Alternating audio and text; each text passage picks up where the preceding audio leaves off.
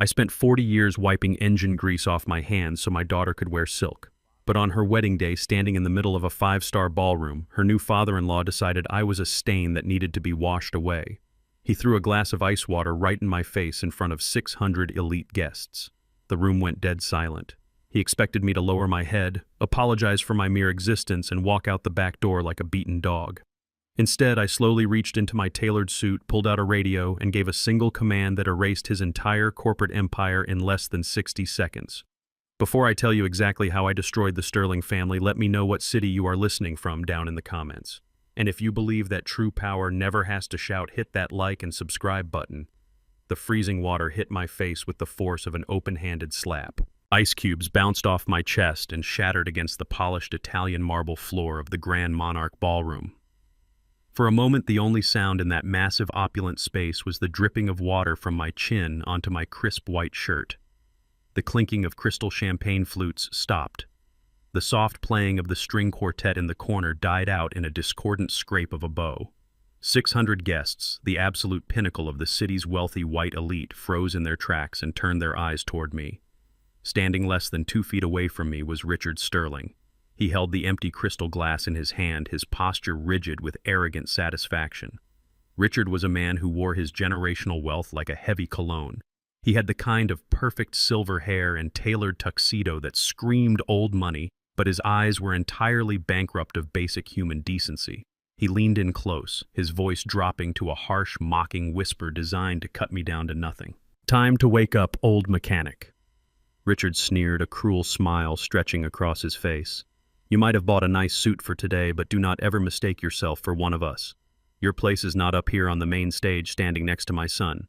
Your place is in the back, out of sight, where you belong." The venom in his words was carefully measured. It was the culmination of months of subtle disrespect, condescending glances, and thinly veiled racism disguised as upper-class etiquette.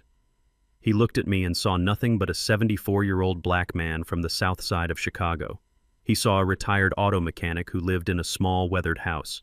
He saw a man who had somehow gotten lucky enough to have a brilliant, beautiful daughter, but who remained fundamentally beneath him. I did not raise my hand to wipe the water from my face. I did not blink. I did not step back. I just stood there letting the cold drops run down my neck, absorbing the absolute magnitude of his mistake.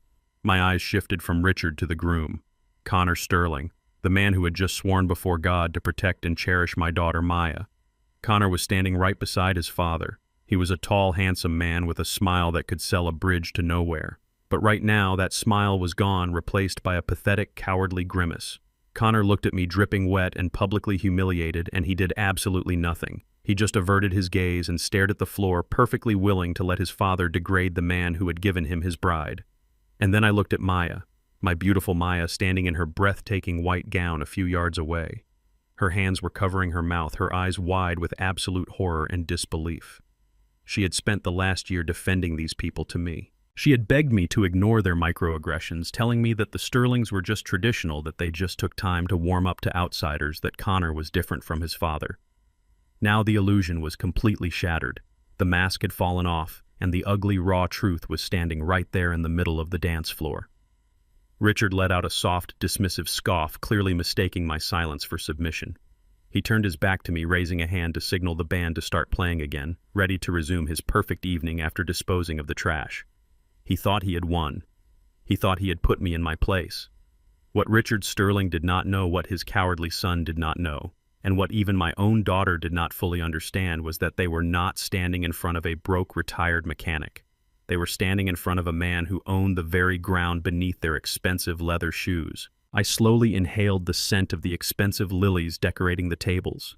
I looked up at the massive crystal chandeliers hanging from the high ceiling. I looked at the 600 guests who were watching me with a mixture of pity and disgust. And then very calmly I reached my right hand inside the breast pocket of my suit. I did not pull out a handkerchief to dry my face. I pulled out a heavy-duty encrypted security walkie-talkie. Richard's smug smile faltered as he caught the movement out of the corner of his eye. He turned back around, a flicker of genuine confusion crossing his features. "What on earth are you doing?" he demanded, his voice losing a fraction of its confident edge. "Are you calling a cab? Good. Use the service exit." I pressed the transmit button on the side of the radio. The sharp beep echoed clearly in the quiet tension of the ballroom. I locked eyes with Richard, and for the first time that night I let him see the monster hiding behind the mechanic's calloused hands. "Do you really know who you just insulted?" I asked. My voice was not loud, but it carried a weight that made the air in the room feel instantly heavier. Before he could answer, I spoke directly into the radio. "This is Marcus Blackwood. Lock down every exit in the Grand Monarch. No one leaves. And bring the main projector screen down on the stage right now." The confusion on Richard's face deepened rapidly, morphing into something resembling panic. He looked around the room, trying to understand why I was speaking as if I commanded the building. He had no idea that the name Blackwood Holdings was about to become the absolute nightmare of his existence. To understand why I let them humiliate me to this extreme point, to understand why I stood there and took their insults for months without saying a single word, we have to rewind the clock. Because the trap that was about to completely obliterate the Sterling family did not start tonight. It started exactly 3 months ago across a very tense dinner table when they made the fatal mistake of trying to steal the only thing I had left of my past. 3 months before the water hit my face, the real insult was served over a plate of overpriced duck. Richard Sterling had invited Maya Connor and me to a private dinner at his exclusive country club. It was the kind of place where the waiters look at you like you owe them an apology just for breathing their air. I wore my best tailored suit, but I knew exactly what Richard saw when he looked at me. He saw a tired old black man from South Chicago. He saw a retired mechanic who had spent his life under the hoods of broken cars. He saw an easy target. The dinner started with the usual fake smiles and hollow small talk. Richard boasted about his golf handicap and his corporate conquests while Connor sat there nodding like an obedient little lapdog. Maya looked beautiful, but she was visibly nervous, constantly reaching for Connor's hand under the table. I ate my meal in silence, watching the dynamics of the family my daughter was about to join. My instincts, sharpened by decades of surviving in a ruthless business world, told me that Richard had not invited me here just to share a meal. I was right. As soon as the plates were cleared, the friendly mask dropped. Richard reached into his expensive leather briefcase and pulled out a thick manila envelope. He tossed it onto the center of the table. It landed with a heavy, deliberate thud. Just a little administrative housekeeping before the big day, Richard announced, his voice dripping with false casualness. "It is a standard prenuptial agreement. Connor has a significant legacy to protect, as you can understand." I did not flinch. A prenup was expected. Maya was a successful architect, but the Sterlings liked to pretend they were royalty. However, Richard did not stop there. He pulled a second document from the envelope and slid it directly in front of me. "Now, Marcus." Richard continued, leaning forward and folding his hands. "Connor is launching a new investment venture next month, a very prestigious opportunity. But startups require liquid capital. We have been reviewing your financial situation, and we noticed you still hold the deed to that dilapidated little one-story house in South Chicago." I stared at the document. It was a transfer of deed. They had already filled out the paperwork. All it needed was my signature. "You live alone on a fixed pension, Marcus," Richard said, his tone thick with condescension. "That old shack is nothing but a tax burden to a man your age. It is a terrible neighborhood. You should sign the property over to Connor and Maya as a wedding gift. Connor can demolish it, sell the land for scrap, and use the pennies to help fund his new business. It is the least you can do to help them start their life." I looked down at the contract, and a cold, silent laugh echoed inside my mind. They really thought I was a senile fool.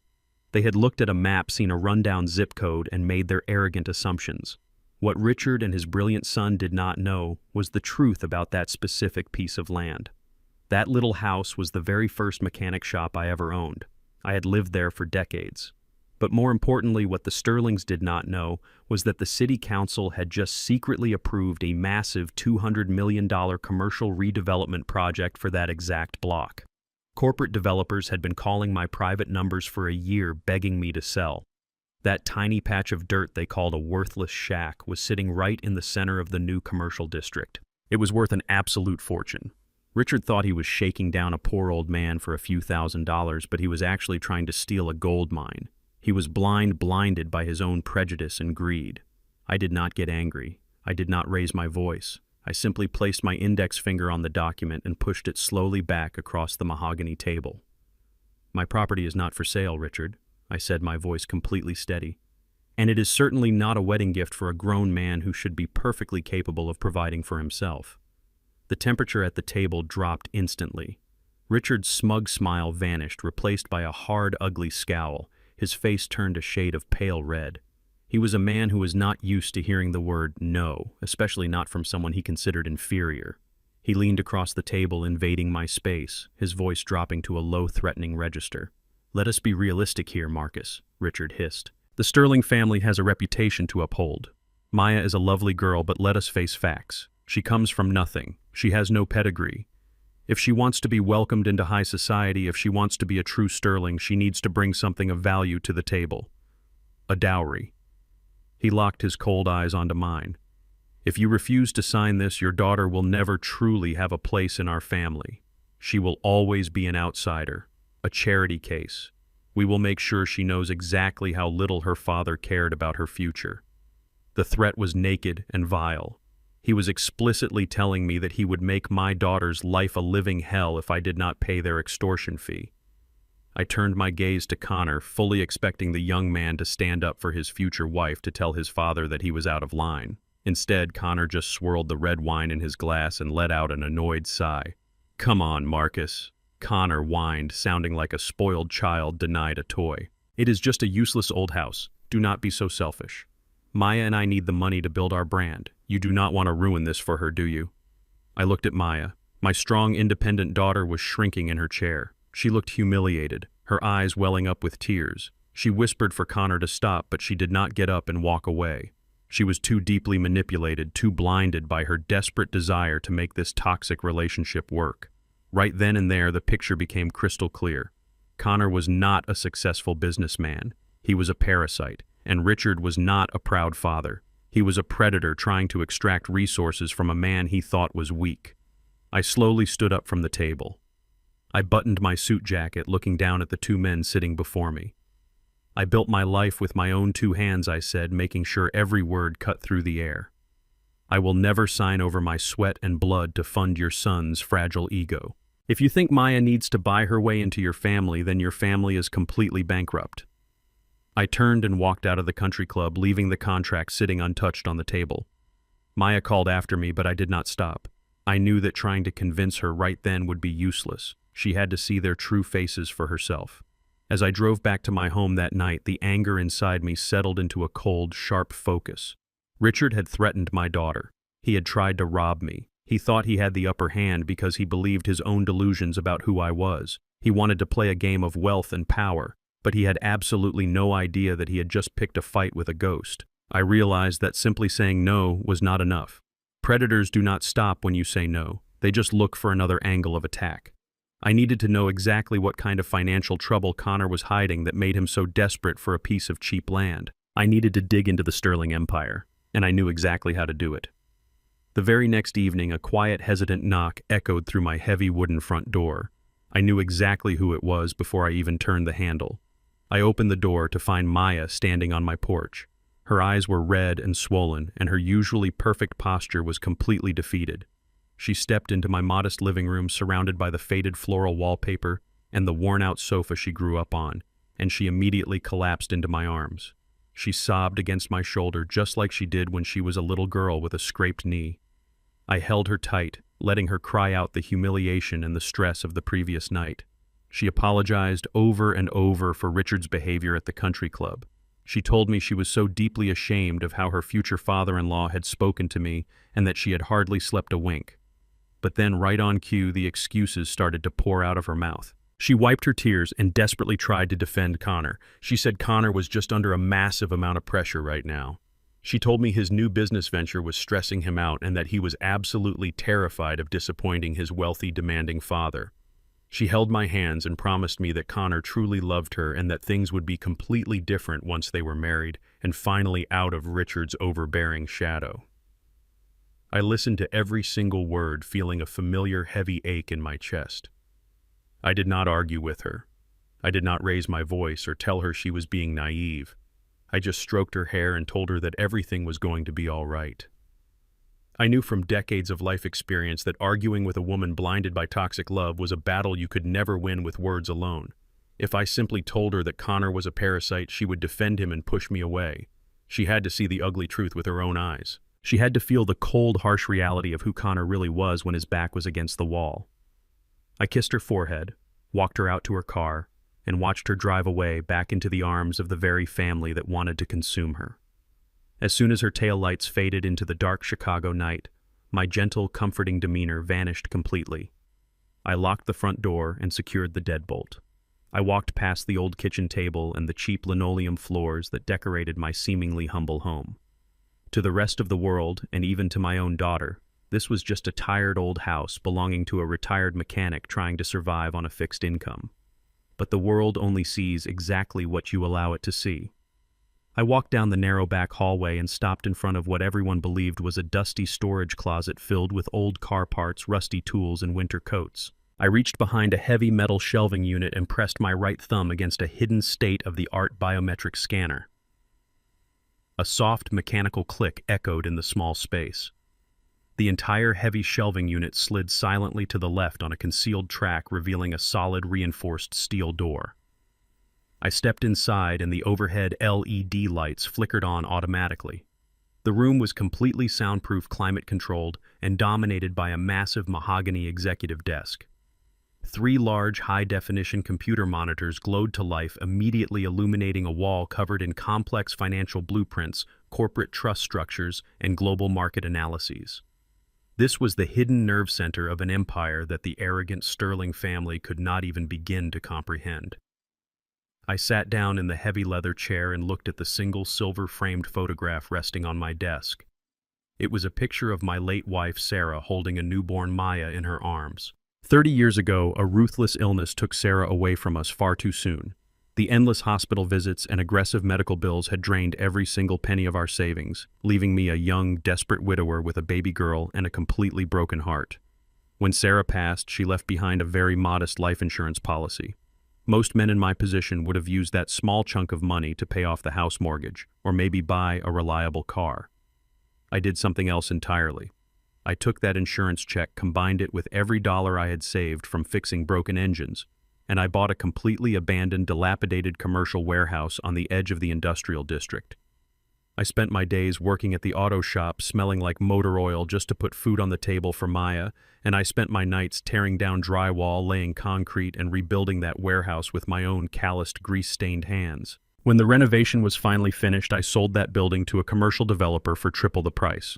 I took that profit and I bought 2 more abandoned properties. Over 3 decades, I repeated that process over and over again. I quietly expanded my reach, buying up undervalued commercial real estate, funding massive development projects, and building a corporate ghost ship. I named it Blackwood Holdings. Today, Blackwood Holdings is an anonymous real estate and investment conglomerate worth tens of millions of dollars. I deliberately kept my name off every public registry, operating entirely through blind trusts and high-paid proxy lawyers. I kept living in my same old house in South Chicago. I drove my same old truck. I bought my clothes at the same discount stores. I did it because I had seen firsthand what sudden wealth does to good people. It breeds entitlement, attracts fake friends, and destroys ambition. I wanted Maya to grow up understanding the true value of hard work, humility, and genuine character. I wanted her to be loved for the brilliant woman she was, not targeted for the massive fortune her father owned. My working-class disguise was my greatest protection, and now as I stared at the glowing screens, I realized it was about to become my most devastating weapon. My fingers moved quickly and deliberately across the encrypted keyboard. Richard Sterling had practically threatened my daughter's entire future over a piece of land he arrogantly thought he could steal from a helpless old man. Connor had proven himself to be a spineless, calculating opportunist who would gladly throw his bride to the wolves to save his own skin. They wanted to play a high-stakes game of financial leverage, completely unaware that they were sitting at a poker table with the man who owned the entire casino. I opened a secure, untraceable communication channel and typed in a highly confidential web address. I was connecting directly with Elias Thorne. Elias was not a regular cheap private investigator who snapped photos of cheating spouses. He was a former federal forensic accountant who specialized in dismantling massive corporate fraud and tracking hidden offshore money for elite anonymous clients. He was ruthless, brilliant, and completely terrifying if he was looking into your life. His services cost an absolute fortune, and he was worth every single penny I paid him. The encrypted video call connected, and Elias appeared on the screen, his sharp face illuminated by his own massive bank of surveillance monitors. I did not waste any time with polite pleasantries or small talk. I gave him a simple, chilling directive. I told him I needed a complete microscopic dissection of the entire Sterling family network. I wanted to know absolutely everything about Richard Sterling's luxury construction company. I wanted to see their real quarterly losses, their hidden corporate debts, their questionable tax loopholes, and their desperate financial leverage. I needed to know who they owed money to and exactly how close they were to the edge of the cliff. But more importantly, I told Elias to dig deep into the golden boy Connor Sterling. I wanted every bank statement, every hidden credit card, every deleted text message, and every dirty secret he was keeping from my daughter.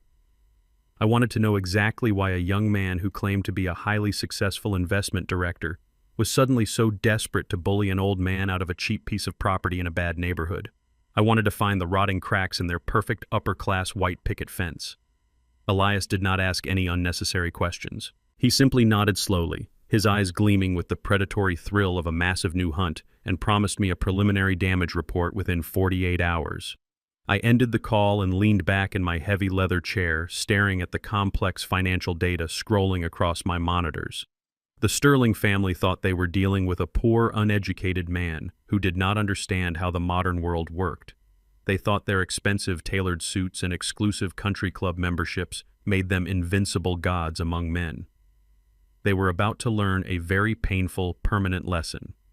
Wealth does not make you bulletproof when your foundation is built on lies. And when you decide to insult, threaten, and manipulate a man's only daughter, you better be absolutely certain you know exactly who you are picking a fight with. The trap was officially set, the shadows were moving into place, and the relentless countdown to their absolute destruction had just begun. 48 hours. That was all it took for Elias Thorne to peel back the pristine upper-class skin of the Sterling family and expose the rotting sickness hiding underneath. I sat in my secure soundproof office, the hum of the servers the only sound in the room, watching the encrypted file decrypt on my main monitor. The progress bar hit 100% and a massive folder opened before my eyes. I had asked Elias to find the cracks in their perfect white picket fence. What he delivered was not a crack, it was a completely shattered foundation. I opened the primary dossier on Connor Sterling. He carried himself like a master of the universe, always wearing those tailored Italian suits and bragging about his position as a senior investment director at a prestigious wealth management firm. He treated my daughter like she was lucky to even be in his presence. But the employment records glowing on my screen told a completely different story. Connor had not managed a single dime in half a year. He was not an investment director. He was currently unemployed. He had been quietly terminated 6 months ago for gross negligence and unauthorized use of company funds. For 6 long months, this coward had been putting on a suit every single morning, kissing my daughter goodbye and pretending to go to a high-powered corporate job. He spent his days sitting in upscale coffee shops, playing the part of a successful businessman while living entirely off the illusions he created. He was an absolute fraud, a hollow shell of a man playing dress-up. But unemployment was just the tip of the iceberg. Being a liar is one thing. Being a desperate, dangerous criminal is another. I scrolled down to the financial analysis Elias had compiled. He had dug deep into Connor's off-the-book transactions, tracing wire transfers and hidden accounts that standard background checks would never catch. The numbers flashing across my screen made my blood run absolutely cold. Connor was not just living beyond his means. He was a drowning, desperate gambling addict. He owed $500,000 in underground sports betting. And he did not owe this massive debt to a legitimate bank or a polite credit agency. He owed it to a violent underground syndicate that operated in the shadows of the city. These were men who did not send polite collection letters or negotiate payment plans. They sent broken bones. They sent threats in the middle of the night. This was exactly why Richard and Connor were so incredibly desperate to steal my land at the country club dinner. They needed a massive, untraceable influx of cash to save Connor from the violent consequences of his own pathetic actions. They looked at my property not as a wedding gift but as a ransom payment to keep the wolves away from their door. I thought my anger had reached its absolute peak, but then I clicked on the final subfolder. Elias had flagged it with a high-priority warning and attached an urgent audio note. I clicked play, listening to the private investigator's grim voice echoing in the quiet room.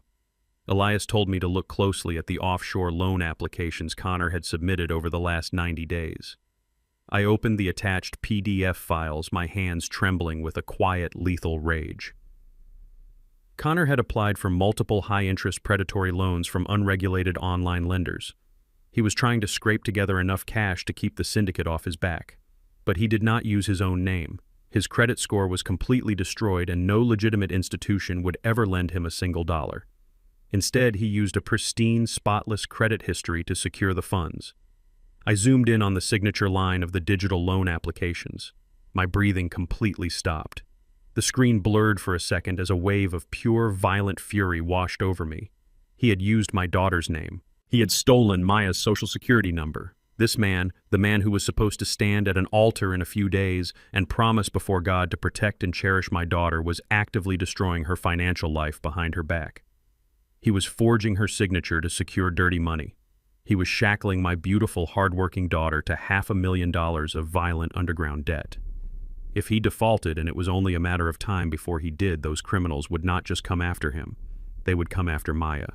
They would ruin her credit, destroy her architectural firm, and put her physical safety in extreme jeopardy. He was using the woman he claimed to love as a human shield to protect his own cowardly skin. Every instinct in my body, the deep, primal instinct of a father from the south side of Chicago, screamed at me to act immediately. I wanted to get into my truck, drive straight to Connor's luxury apartment, kick the door off its hinges, and break every single bone in his hands so he could never forge my daughter's name ever again. I wanted to drag him out into the street by his collar and expose him to the entire world right then and there. I wanted to show Maya the documents and pull her out of that toxic relationship immediately. I stood up from my heavy leather chair, my chest heaving, my fists clenched so tightly my knuckles turned white. I paced the length of the secure room, staring at the photograph of my late wife, Sarah. I remembered the promise I made to her on her deathbed. I promised her I would always protect our little girl. I promised no one would ever take advantage of her. But I am not just a protective father. I am a man who spent 30 years building an invisible corporate empire. I am a man who understands leverage, timing, and absolute destruction. I knew that a quick emotional revenge was a cheap revenge. If I went to Maya right now, Connor would cry. He would beg. He would manipulate her empathetic heart, claiming it was a mistake, a temporary lapse in judgment due to stress. Richard Sterling would immediately hire expensive public relations firms and high-powered defense attorneys. They would pay off the debts, quietly bury the evidence, and spin the narrative. They would survive. And worse, they would paint me as the crazy, jealous father trying to ruin his daughter's happiness. I did not want the Sterling family to survive this. I wanted to eradicate them. I walked back to my desk, picked up my encrypted phone, and dialed a number I only used for corporate emergencies. My lead attorney, a brilliant and utterly ruthless man named David, answered on the very first ring. "David," I said, my voice eerily calm, suppressing the hurricane of rage inside my chest. "I am sending you a secure data packet. It contains undeniable proof of federal wire fraud and felony identity theft. The perpetrator is Connor Sterling." There was a brief silence on the line as David processed the name. "Marcus," he replied, his tone entirely professional. "Identity theft is a severe federal offense, especially with the amounts you are implying. Do you want me to contact the authorities and have a warrant issued for his arrest tonight? We can have him in handcuffs before morning." I looked back at the monitors. I looked at the fake loan applications bearing my daughter's stolen identity. I thought about Richard Sterling looking down his nose at me, threatening to make Maya an outcast if I did not hand over my property. "No," I told my lawyer. "Do not call the police yet. Do not file a single piece of paperwork with the authorities. Keep this completely sealed under attorney-client privilege." Marcus David cautioned, his voice laced with concern. "If this man is actively using your daughter's social security number for fraudulent loans every day, you wait, puts her at greater financial risk. Why are we delaying?" "Because we are going to let the wedding happen." I stated the words carrying a cold, heavy finality. I could hear David breathe in sharply on the other end of the line. "You want to let your daughter walk down the aisle with a man you know is a criminal. I am going to let them think they have won," I explained, my eyes fixed on the glowing screens. "The Sterling family thrives on public image. They feed on their reputation. If we arrest him quietly in the middle of the night, they will sweep it under the rug. I want to catch the entire Sterling nest at their absolute highest point. I want them dressed in their finest clothes, surrounded by all their wealthy, arrogant friends, believing they are completely untouchable." I paused, letting the silence hang in the air for a moment. I want them standing at the very peak of their false superiority. Because when I finally kick the pedestal out from under them, I want to make sure they fall the hardest. I want the destruction of their legacy to be so absolute, so public, and so devastating that the name Sterling becomes a warning label in this city. Understood, David replied, catching the lethal determination in my voice. I will prepare the legal traps and have everything ready to deploy on your exact command. I ended the call and set the phone down. The trap was no longer just a concept. It was a living, breathing mechanism waiting to snap shut. Connor and Richard thought they were playing a game of intimidation with a poor old man. They had no idea they had just walked willingly into a financial slaughterhouse. I turned off the monitors, plunging the room into darkness, perfectly content to wait in the shadows until the day of the wedding. I had already exposed the son as a pathetic gambling fraud who hid behind my daughter's name. But Connor was just a symptom of the disease. The real infection was his father, Richard Sterling. A man does not learn to be that arrogant, that entitled, and that financially reckless in a vacuum. He learns it by watching the man at the head of the table. Richard had sat across from me at the country club sipping a vintage wine and tried to extort an old mechanic out of a piece of land to fund his family's legacy. It was time to see exactly what that legacy was actually made of. I sat back down in the glow of my secure monitors and directed my focus entirely on Sterling Construction. To the public eye, Richard's company was a titan of luxury real estate development. They built sleek, glass-paneled condominiums for the ultra-rich. They sponsored charity galas and had their gold-lettered logo plastered on construction cranes all over the downtown skyline. But as I pulled up the forensic accounting data Elias Thorne had provided, the glittering facade began to rust and peel away right before my eyes. The deeper I dug into the ledgers, the more pathetic the reality became. Richard Sterling was not a titan of industry. He was a desperate man juggling flaming torches on a sinking ship. His company was bleeding cash. Profit margins on their last 3 luxury developments had evaporated due to catastrophic mismanagement and supply chain failures. They were dodging calls from furious subcontractors. They were shifting money from new investor deposits just to pay the interest on their older, crushing debts. It was a classic high society Ponzi scheme wrapped in tailored suits and expensive public relations campaigns. Richard was projecting absolute wealth and superiority to the world while secretly suffocating under the weight of his own financial incompetence. But there was one specific vulnerability that caught my attention. One massive glowing red flag flashing on my screen. Sterling Construction had a catastrophic balloon payment rapidly approaching. $5 million in institutional debt was set to mature in less than 2 weeks. If Richard could not pay it or successfully refinance it, his entire company would instantly fall into corporate receivership. His assets would be frozen, his project sites would be locked down, and his precious reputation would be dragged through the mud on the front page of every financial newspaper in the city. I pulled up the loan origination documents to see which financial institution had the misfortune of lending $5 million to a sinking ship. The screen loaded, displaying the header of a highly secretive, aggressive private equity firm known as Vanguard Apex Capital. I stopped. I leaned closer to the monitor. A slow, dark smile spread across my face. It was the kind of smile that only comes when you realize the universe has handed you the exact weapon you need, fully loaded and ready to fire. Vanguard Apex Capital was not just some random Wall Street hedge fund. It was an umbrella subsidiary, a shadow corporation. And the parent company that owned Vanguard Apex Capital entirely was Blackwood Holdings, my company. I was Richard Sterling's lender. I was the man holding the $5 million note. The arrogant aristocrat who had tried to bully me out of my small home to save his legacy was secretly begging my corporation for a financial lifeline. I accessed the internal communications logs between Sterling Construction and my fund managers. Richard had been sending frantic, borderline begging emails for the past 3 weeks. He was pleading for a 12-month extension on the loan. He promised new collateral. He promised upcoming profits from projects that were barely off the ground. He was sweating terrified, watching the clock tick down to his absolute ruin. He needed that extension signed before the wedding, or the entire Sterling empire would collapse while he was standing at the altar giving his arrogant father of the groom speech. I picked up my secure phone and dialed the direct line of my lead fund manager at Vanguard Apex. His name was Arthur, a sharp, unyielding financial shark who managed my most aggressive portfolios. He answered immediately, "Mr. Blackwood." Arthur said, his voice crisp and professional. What can I do for you tonight? Arthur, I said, keeping my voice low and steady. Tell me about the Sterling construction account, the $5 million note that is maturing. Arthur let out a cynical sigh. It is a toxic asset, sir.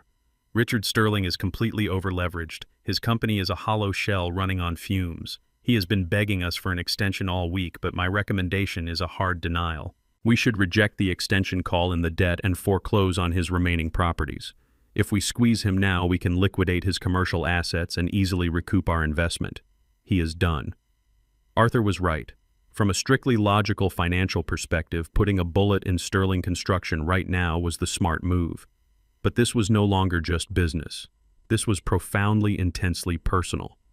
No, Arthur. I replied, my voice echoing coldly in the soundproof room. I want you to approve the extension. Give him exactly what he wants. Give him the full 12 months. There was a pause on the line. Arthur was confused, but he knew better than to question my judgment. Understood, sir. I will draft the approval and have the terms sent over to his lawyers tomorrow morning. Wait, I interrupted. There is a specific condition. I want you to structure the new agreement, but I want you to embed a highly aggressive, non-negotiable morality clause directly into the core covenants of the contract.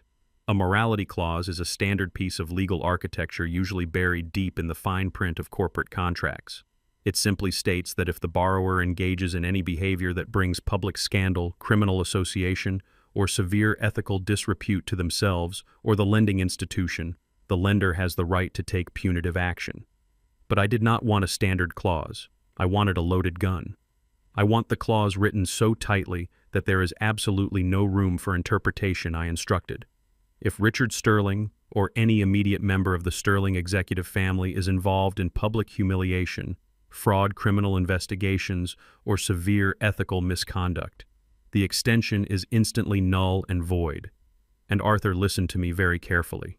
If that clause is triggered, the $5 million becomes due immediately.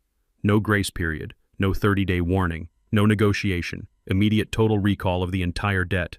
Arthur chuckled, catching on to the lethal nature of the strategy. It is an instant death penalty clause, sir. He is so desperate for the cash flow he will sign it without even reading the fine print. He will just be relieved to get the extension. Exactly, I said. Have the paperwork finalized and signed by Friday. I want him walking into the weekend feeling like he just conquered the world. I hung up the phone and looked back at the glowing screens. The pieces were no longer just moving into place. They were locked, armed, and ready to detonate. Richard Sterling was going to wake up tomorrow morning and receive the best news of his life. He was going to see that his loan extension was miraculously approved. He was going to put on his expensive tuxedo, drink his expensive champagne, and strut into his son's wedding believing he was an untouchable king. He would look at me, the quiet, retired black mechanic sitting in the back of the room, and he would feel absolutely superior. He would have no idea that the ink on his new contract was actually a death warrant. He would have no idea that the exact moment he decided to publicly humiliate me, the exact moment his criminal son was exposed to the authorities, that morality clause would snap shut like a steel bear trap around his neck. I had placed a razor-sharp guillotine directly over Richard's head, and the best part was when the blade finally dropped, he would be the one pulling the lever. The morning of the wedding arrived with a suffocating layer of tension. The Grand Monarch was not just a venue. It was a massive, intimidating statement of wealth and power. Marble columns reached up to painted ceilings, cascading floral arrangements cost more than a luxury car, and an army of staff moved through the halls like invisible clockwork.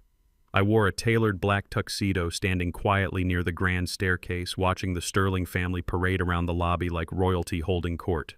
Richard was in his element, barking sharp orders at the frantic wedding planners and aggressively shaking hands with early arrivals.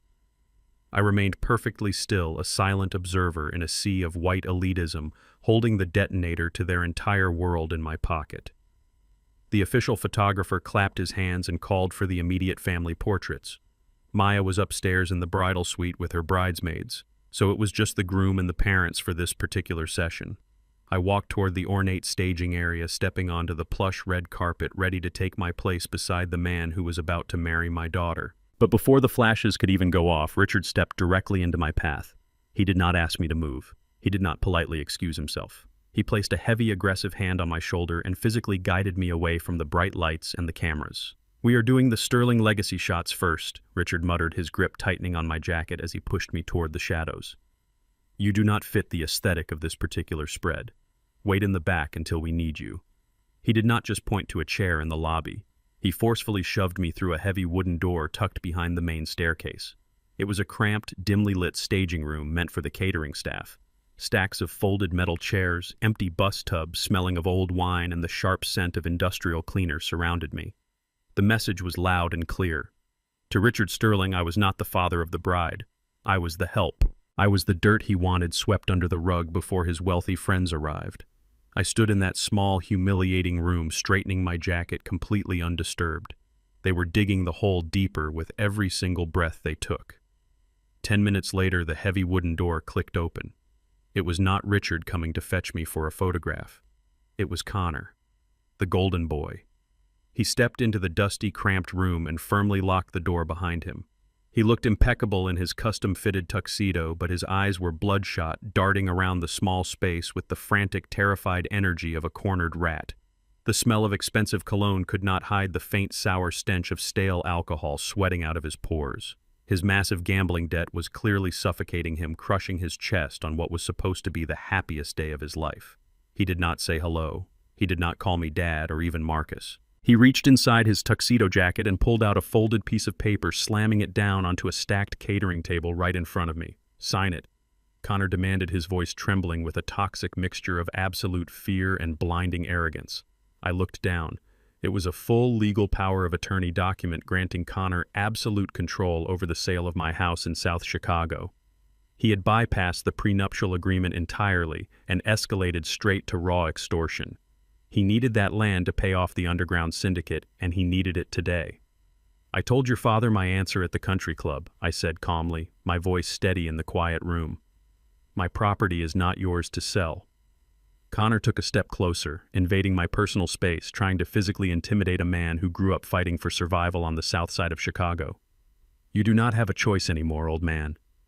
Connor spat his mask of the perfect gentleman, completely dissolving into a pathetic sneer. "My friends are out there, the mayor is out there. 600 of the most powerful people in this city are sitting in that ballroom right now waiting for a wedding. If you do not put your pen on that paper this exact second, I will walk out that door, grab a microphone, and call off the entire wedding." I stared at him, letting his vile words hang in the stagnant air. He was using my daughter's heart as leverage. "I will tell everyone she cheated on me," Connor hissed, his voice dropping to a venomous, desperate whisper. "I will absolutely destroy her reputation in front of every elite family in this state. She will be crying on the floor in her white dress, completely humiliated, and it will be entirely your fault. Sign the paper. Give me the house and your daughter gets her fairy tale.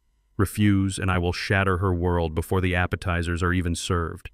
It was the most despicable, cowardly act of desperation I had ever witnessed in my 74 years of life. He was willing to publicly destroy the woman he supposedly loved just to pay off the violent criminals breathing down his neck. He thought he had me backed into a corner. He thought my love for Maya would force me to surrender my assets to protect her from public embarrassment. He was banking on my paternal instinct overriding my logic. But Connor was playing a cheap game of checkers, and I was playing a game of chess that he could not even begin to comprehend. I looked at his sweaty, panicked face. I felt a profound, overwhelming sense of disgust, but I did not show it. Instead, I let out a slow, defeated sigh, perfectly playing the part of a broken, terrified father who had just been bested by a superior opponent. I reached into the inside pocket of my tuxedo. I did not pull out my phone to call for help. I pulled out a heavy gold fountain pen. Connor's eyes lit up with predatory triumph. He thought he had won. I leaned over the catering table, uncapped the pen, and placed the tip on the signature line. I signed the document. But I did not write Marcus Blackwood. I did not even write the version of my name that was on my public driver license. I used a highly specific, legally void signature that my corporate lawyers and I had designed years ago for dealing with fraudulent contracts. To the untrained eye, it looked like a messy, rushed signature of an old man under immense pressure. In a court of law, it was about as legally binding as a drawing of a stick figure. It meant absolutely nothing. I tossed the pen beside the paper. Connor eagerly snatched the document off the table, inspecting the ink with greedy, desperate eyes. He folded it quickly and shoved it into his pocket, letting out a breath he had clearly been holding for days. "Good boy." Connor sneered, his arrogance completely restored now that he thought his life was saved. "Now stay in here and keep quiet until someone comes to get you. Try not to ruin the pictures." He turned around, unlocked the door, and walked out of the cramped room, practically skipping down the hallway with his stolen prize. He thought he had just secured his salvation. He thought he had outsmarted a foolish old man. The heavy door clicked shut, leaving me alone in the dim light once again. I stood there in the silence. I did not feel humiliated. I did not feel defeated. I slowly reached into my other pocket and pulled out the small, highly sensitive digital audio recorder I had activated the moment Richard shoved me into this room. I pressed the stop button. The tiny red light blinked off. I had him. I had the entire extortion attempt, the threats against Maya, and his vile manipulation recorded in crystal-clear, high-definition audio. It was the final nail in his coffin. Connor thought he had just extorted a house from a helpless mechanic. He had no idea he had just handed a loaded weapon to his own executioner. The trap was now fully armed, and all I had to do was walk out to the main ballroom and wait for the perfect moment to pull the trigger. I waited 5 minutes after Connor left the cramped catering closet before I stepped back out into the grand hallway. The heavy double doors of the main ballroom were closed, guarded by tall ushers wearing pristine white gloves. Inside the hall, I could hear the string quartet tuning their instruments, the soft hum of the cello vibrating through the floorboards. This was the moment every father dreams of, from the second he holds his little girl in his arms, walking her down the aisle, giving her away. I smoothed the lapels of my tuxedo, took a deep breath to center myself, and made my way toward the bridal staging area where I was supposed to meet Maya. Before I could even catch a glimpse of the white train of her dress, a wall of tailored gray suits blocked my path. It was Richard. He was accompanied by a tall, silver-haired white man I had never seen before in my life. Richard stepped forward, his face an absolute mask of false, aristocratic politeness, but his eyes were gleaming with that same predatory arrogance I had seen at the country club. He held up his hand to stop me and said there had been a slight change in the choreography. He introduced the stranger next to him as Connor's Uncle Preston. Richard looked me up and down and stated that they had decided it would be much better for the visual symmetry of the procession if Preston walked Maya down the aisle instead of me. He had the nerve to stand right in my face and tell me that the height difference and the color coordination with the groomsmen just made for a much cleaner aesthetic for the society magazines. Cleaner aesthetic. Visual symmetry. He was literally whitewashing my own daughter's wedding walk because he did not want a dark-skinned, retired mechanic ruining the perfect, wealthy, white illusion he had built for his high society friends. I looked at Preston, who offered a weak, pathetic little smile but did not step aside. I felt the heat rising in my chest. I demanded to speak to Maya immediately. I knew my daughter would never agree to this, but Richard just shook his head smoothly. He told me Maya already knew about the change. He explained that they had taken her phone away that morning, calling it standard bridal protocol, so she could be completely present and free of distractions. Richard leaned in close and whispered that they had told Maya my bad knee was acting up and that I had personally requested to avoid the pressure of the spotlight. He said she completely understood and just wanted me to relax and enjoy the ceremony from the audience. They had isolated her. They had cut off her communication and fed her a lie wrapped in fake concern for my health. I could have caused a massive scene right there in the hallway.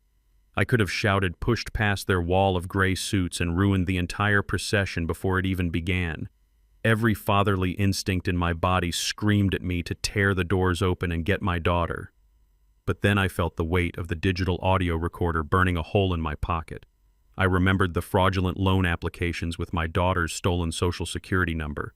I remembered the $5 million financial guillotine currently hanging by a thread directly over Richard's neck. A temporary humiliation in this hallway was the necessary price for absolute irreversible victory. If I blew up now, they would cancel the wedding, spin the story, and escape the financial trap. I had to let them walk willingly onto the executioner's block. I gave Richard a slow, measured nod. I did not argue. I simply told him to make sure she did not trip on her train. Richard's smug, victorious grin returned in full force. He thought he had completely broken my spirit. He snapped his fingers and pointed toward a young usher, instructing the boy to show me to my assigned seat. The usher did not lead me down the central aisle to the front row where the parents of the bride belong. He led me around the outer perimeter of the massive ballroom, keeping me strictly in the shadows. We walked past the towering floral centerpieces, past the tables filled with city councilmen, real estate tycoons, and corporate executives who clinked their champagne glasses and laughed.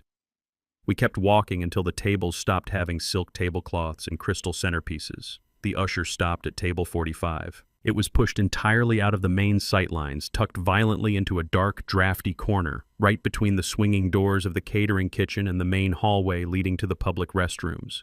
The smell of expensive perfume and fresh lilies faded completely here, replaced by the heavy scent of industrial dish soap, roasted garlic, and the constant whoosh of waiters rushing in and out of the kitchen doors. Seated at the table were the venue lighting technicians, the backup audio crew, and a few off-duty valets. They were wearing black polo shirts with radio earpieces. They looked up at me, an older black man in a formal tuxedo with a mixture of utter confusion and profound silent pity. The father of the bride had literally been banished to sit with the hired help next to the bathrooms. I did not complain. I pulled out my chair and sat down facing the distant, brightly lit altar. The music swelled through the massive speakers. The heavy mahogany doors at the front of the room opened and the entire room stood up. From my distant shadowed corner, peering through the narrow gaps between the guests and the towering ice sculptures, I saw my beautiful Maya. She looked like an absolute angel glowing in her white gown, but my heart cracked down the middle when I saw Uncle Preston proudly offering her his arm.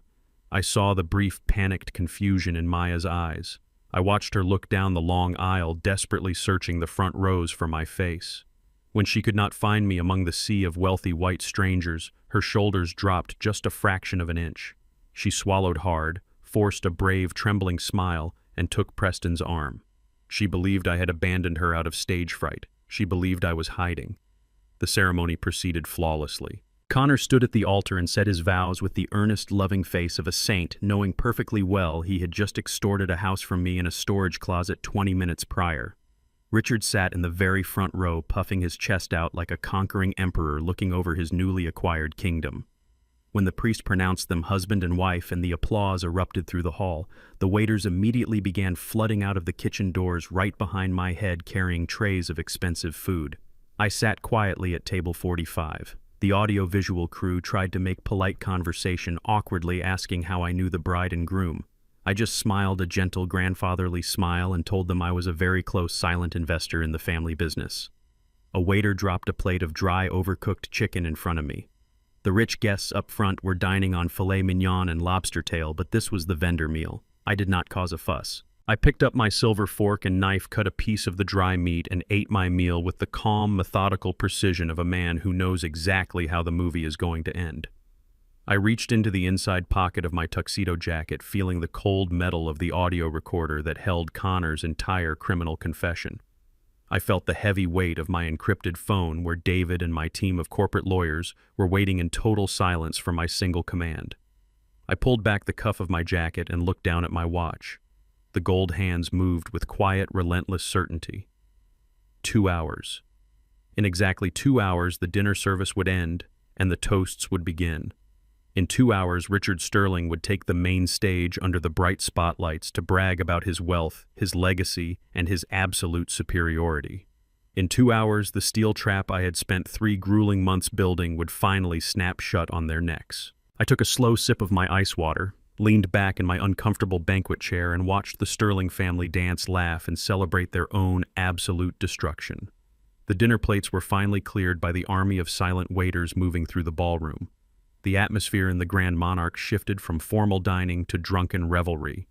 The string quartet was replaced by a high-energy live band playing loud music. The champagne flowed like a river, and the massive dance floor quickly filled with wealthy guests laughing and swaying under the bright crystal chandeliers. I remained in my isolated seat at table 45, tucked away next to the kitchen doors, entirely forgotten by the people celebrating my own daughter's wedding. But I was not there to celebrate. I was there to hunt. My eyes never left the head table. Maya was glowing, chatting happily with her bridesmaids, completely oblivious to the venomous snake she had just married. But Connor was not celebrating at all. He was sitting stiffly in his chair, his face pale and slick with a cold sweat. He kept pulling his phone out of his tuxedo pocket, staring at the glowing screen and swallowing hard. His leg was bouncing up and down with a frantic, nervous energy. Whatever messages he was receiving, they were not congratulations from old friends. The underground syndicate he owed $500,000 to did not care that it was his wedding day. They wanted their money, and they were clearly tired of waiting. Suddenly, Connor slammed his phone face down on the table. He whispered a hurried excuse to Maya, forced a brief and entirely unconvincing smile, and practically sprinted away from the main stage. He did not head toward the crowded lobby or the busy public restrooms. He moved quickly toward the heavy velvet curtains that concealed the private VIP corridors of the venue.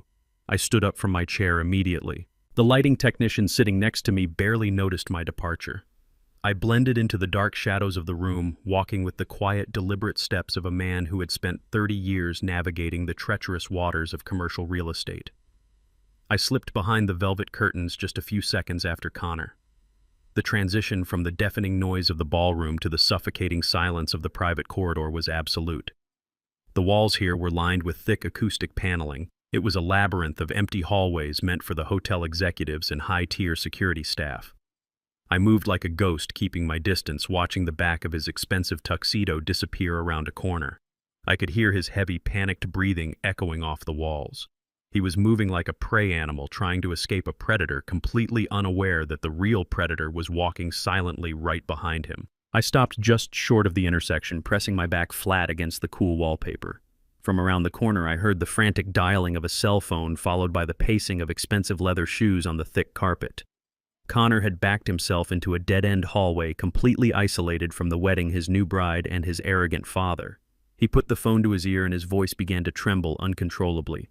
"Listen to me," Connor pleaded, his tone stripped of every single ounce of the elite arrogance he usually carried. "I told you I just need 24 more hours. You do not have to send anyone to my house. I swear to you the money is secured." There was a long, heavy pause as the person on the other end spoke. I could not hear the voice of the loan shark, but I could hear the absolute terror it instilled in my new son-in-law. Connor grabbed his own hair, pacing frantically back and forth in the narrow space. No, leave my wife out of this." Connor begged, his voice cracking under the immense pressure. "Maya does not know anything about the loans. She has no idea I used her social security number. If you contact her, the entire deal falls apart and nobody gets paid. You have to give me until tomorrow morning. I just secured the asset today. I finally got it."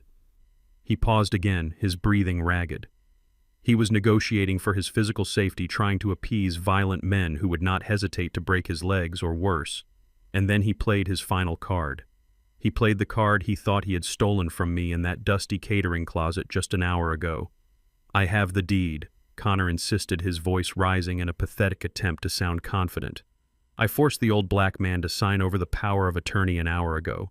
He is a terrified, broken old mechanic. He did not even put up a fight. His piece of land in South Chicago is right in the middle of a massive new commercial development zone. It is worth millions. I can liquidate it through a shadow broker by tomorrow afternoon. That old black man's land is more than enough to pay you back with full interest. Just call off your guys and give me one more day." The absolute sheer audacity of his words hung in the empty corridor like a toxic gas. He had just confessed to absolutely everything out loud.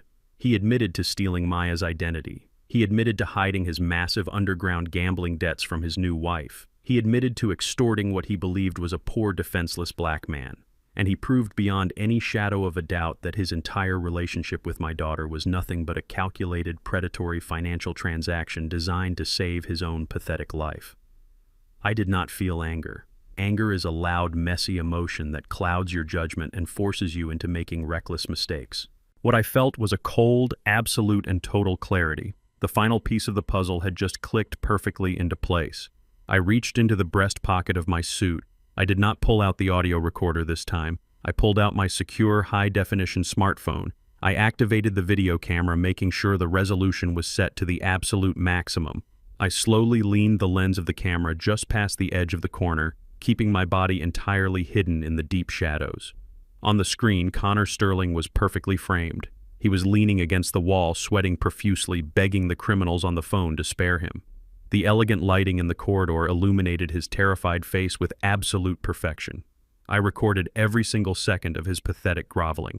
I captured the exact moment he promised to sell my property to save himself. I captured the exact moment he admitted my daughter was completely innocent and unaware of the massive fraud he had committed in her name. Connor thanked the men on the phone profusely, letting out a massive sigh of relief as they apparently agreed to his 24-hour extension. He hung up the phone, leaned his head back against the wall, and closed his eyes. He thought he had bought himself another day. He thought he had successfully navigated his way out of a death sentence. I silently stopped the video recording and saved the file directly to my secure encrypted cloud server. I instantly forwarded the video clip to David, my lead attorney, with a single text message attached to the file. The message simply read, "The final nail." Connor took a deep breath, straightened his tie, and wiped the sweat from his forehead with the back of his hand. He put his phone back into his pocket and plastered that fake, arrogant smile back onto his face. He prepared to walk back out into the ballroom and play the role of the perfect, wealthy groom. He walked right past the corner where I was standing, completely blind to my presence, hidden in the darkness. I watched him disappear back through the heavy velvet curtains, heading toward the bright lights and the loud music. He was walking back to my daughter. He was walking back to his arrogant father. They were all gathering around the main stage, preparing to raise their glasses and toast to their fake legacy and their stolen wealth. I slipped my phone back into my pocket and followed him at a slow, measured pace. The game was no longer being played. The game was officially over. Connor Sterling had just written and signed his own digital confession, and I held the only copy in existence. His fate was sealed in stone. The financial guillotine I had built over the last 3 months was fully loaded, locked, and armed. I stepped back out into the grand ballroom. The music was dying down, and the master of ceremonies was tapping a microphone, asking the 600 elite guests to take their seats for the family toasts. I walked past the wealthy politicians and the corporate titans, ignoring their confused glances, as I made my way back to table 45. Richard Sterling was already walking up the steps to the main stage, holding a crystal glass of champagne. He looked out over the massive crowd with the pride of a conquering king. He did not know that his company was secretly bankrupt. He did not know his son was facing federal prison for identity theft.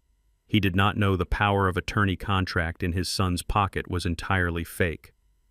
I sat down in my chair next to the kitchen doors, picked up my glass of ice water, and waited for Richard to start speaking. The absolute destruction of the Sterling family was exactly 5 minutes away. The sharp clinking of a silver spoon against a crystal champagne glass echoed through the massive ballroom of the Grand Monarch. The loud music from the live band faded into silence, and 600 of the wealthiest people in the city took their seats. The low murmur of the elite crowd died down as Richard Sterling confidently climbed the carpeted steps to the main stage. He stood behind the grand acrylic podium, adjusting his silk tie and looking out over the sea of wealthy faces with the arrogant pride of a feudal lord surveying his kingdom. I sat completely still in the dark corner at table 45, watching the man who had just tried to extort me prepare to address the crowd. Richard cleared his throat and leaned into the microphone. His voice boomed across the ballroom, smooth, practiced, and dripping with an unbearable sense of superiority. Family, friends, and distinguished guests, Richard began raising his glass of expensive champagne. We are gathered here tonight to celebrate the continuation of a great legacy. The Sterling name has always stood for excellence, for tradition, and for building a better future. And my son Connor has always embodied the very best of what this family represents.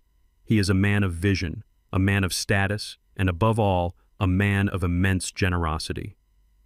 Richard paused, letting his wealthy friends chuckle and nod in agreement. Then his eyes shifted toward Maya, who was sitting next to Connor at the head table. Richard's smile shifted from proud to thinly veiled condescension. When Connor first told me he was going to marry Maya, I will admit I was surprised.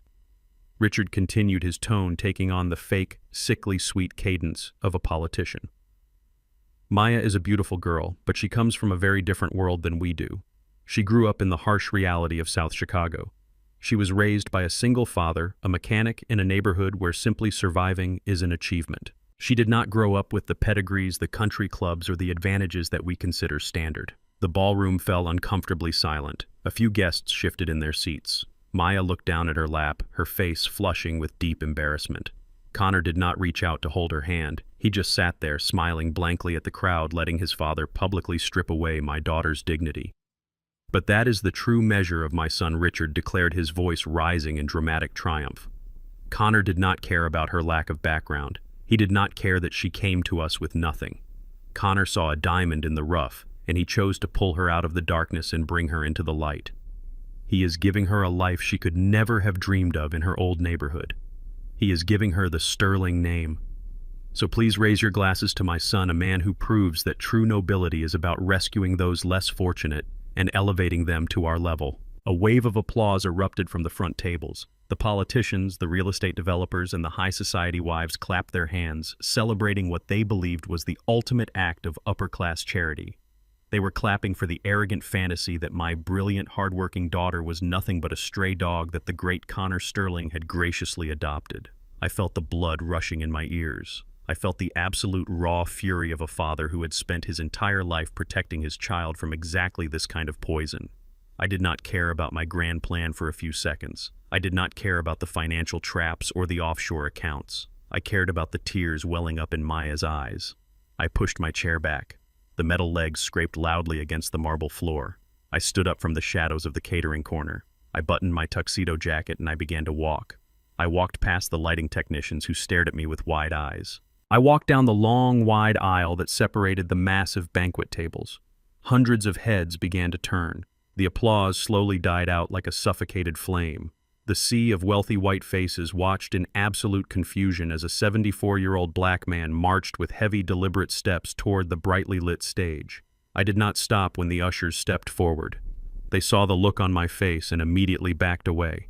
I did not stop when Connor noticed me approaching his fake smile collapsing into a mask of pure panic. I walked straight up the carpeted stairs and stepped directly onto the main stage. Richard frowned, stepping slightly away from the podium. He tried to maintain his polished composure, holding his hand over the microphone. "What are you doing?"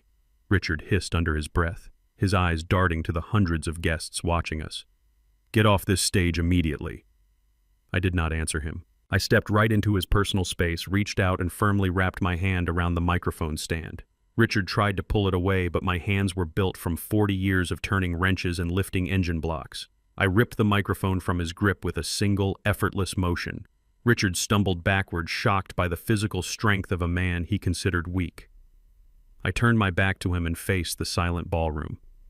I did not look at the politicians or the corporate executives. I looked directly at the head table. I looked directly at my daughter. "Maya," I said, my voice echoing like thunder through the massive speakers. "Your father-in-law just told 600 people that his son is a generous savior who rescued you from nothing.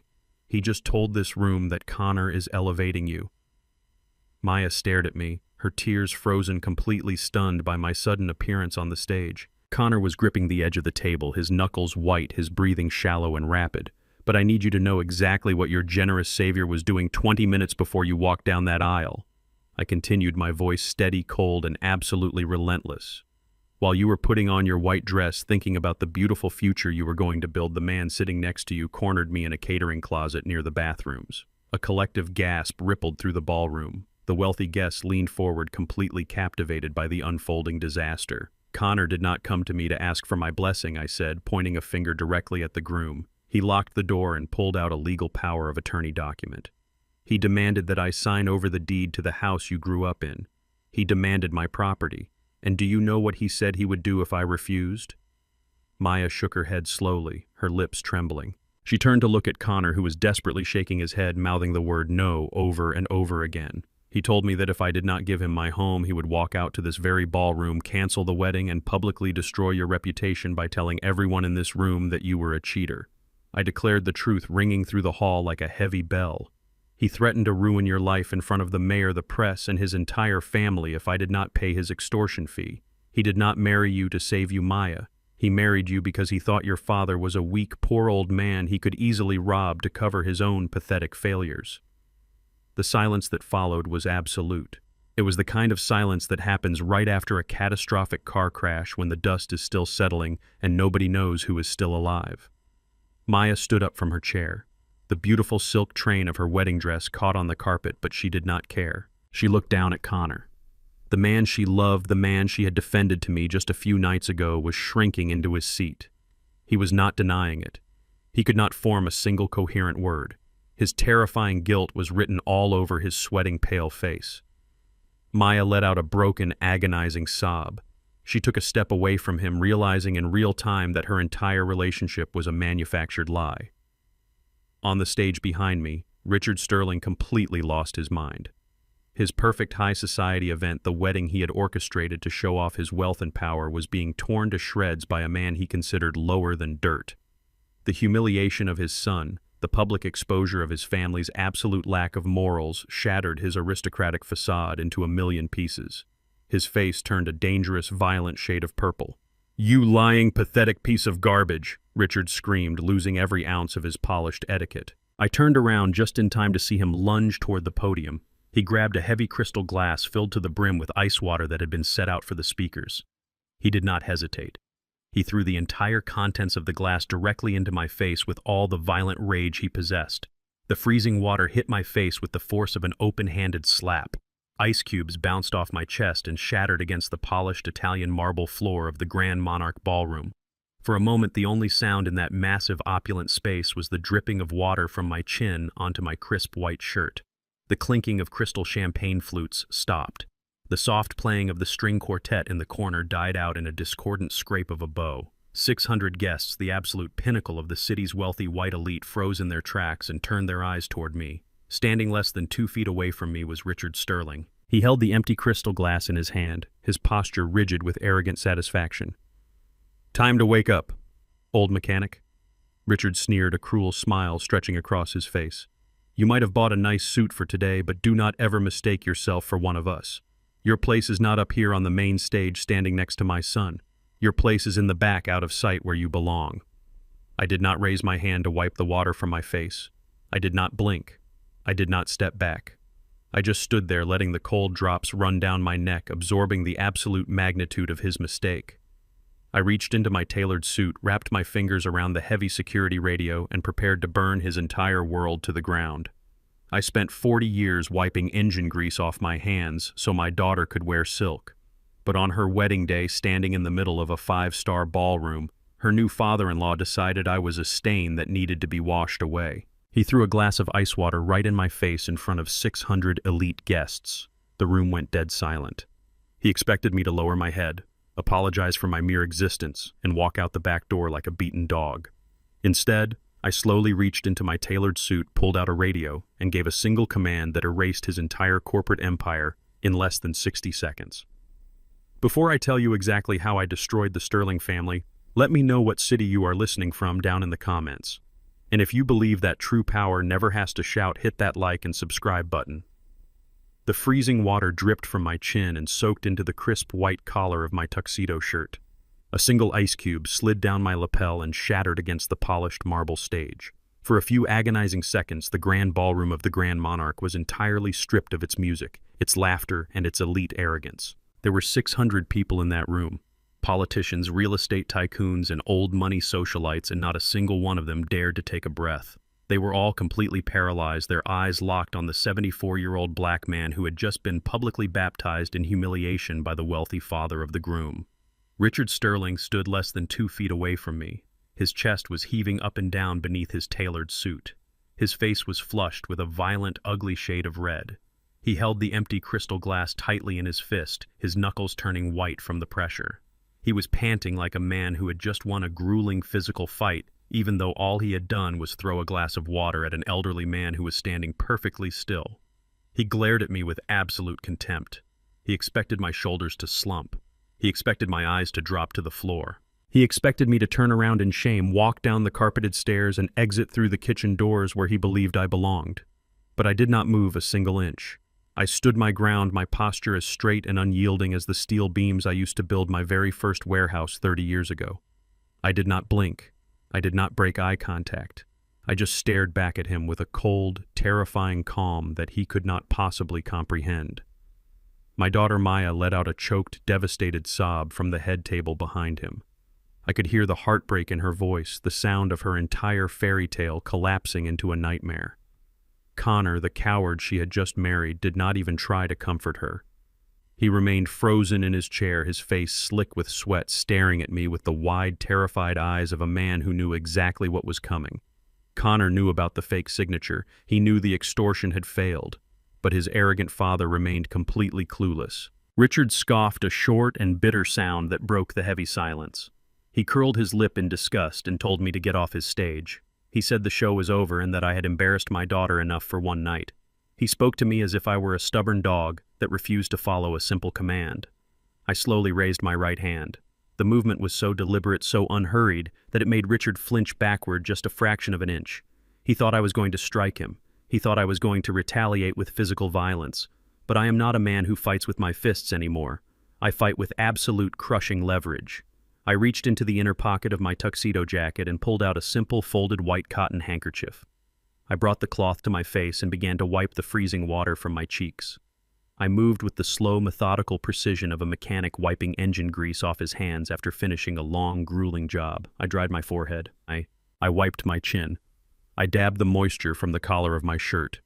The 600 guests watched this simple action in profound, uncomfortable silence. My refusal to react emotionally was destroying the narrative Richard had tried to build. I was not acting like a defeated victim. I was acting like a man who had just been inconvenienced by a minor, pathetic bug. I carefully folded the damp handkerchief and placed it back into my pocket. Then I looked Richard directly in the eyes. His smug, victorious expression was beginning to crack, replaced by a creeping, deep-seated unease. He did not understand why I was not broken. He did not understand the absolute stillness radiating from my body. I reached into the opposite side of my jacket and wrapped my fingers around the heavy, encrypted security radio. I pulled it out and held it up in the bright stage lights. It was a thick, matte black device, the kind used by elite tactical teams and high-level executive security. It looked completely out of place in the hands of a retired auto mechanic. Richard stared at the device, his brow furrowing in genuine confusion. He asked me what I thought I was doing. He mocked me, asking if I was calling a taxi to take me back to the slums. I did not answer him. I simply pressed the transmission button on the side of the radio. The sharp digital chirp echoed loudly through the silent ballroom, amplifying the tension in the air. I brought the radio close to my mouth, keeping my eyes locked on Richard. "This is Marcus Blackwood," I said, my voice deep and unwavering, carrying clearly through the room even without the microphone. "Initiate lockdown protocol immediately. Seal every single exit in the building, no one leaves this hall, and drop the main projector screen on the stage right now." I released the button. Another sharp chirp confirmed the transmission was complete. For a moment, the ballroom remained completely still. The wealthy guests looked at each other in utter bewilderment. They heard me give a command, but they could not process what it meant. They could not understand why an old black man from a poor neighborhood was giving security orders inside one of the most exclusive and heavily guarded venues in the entire city.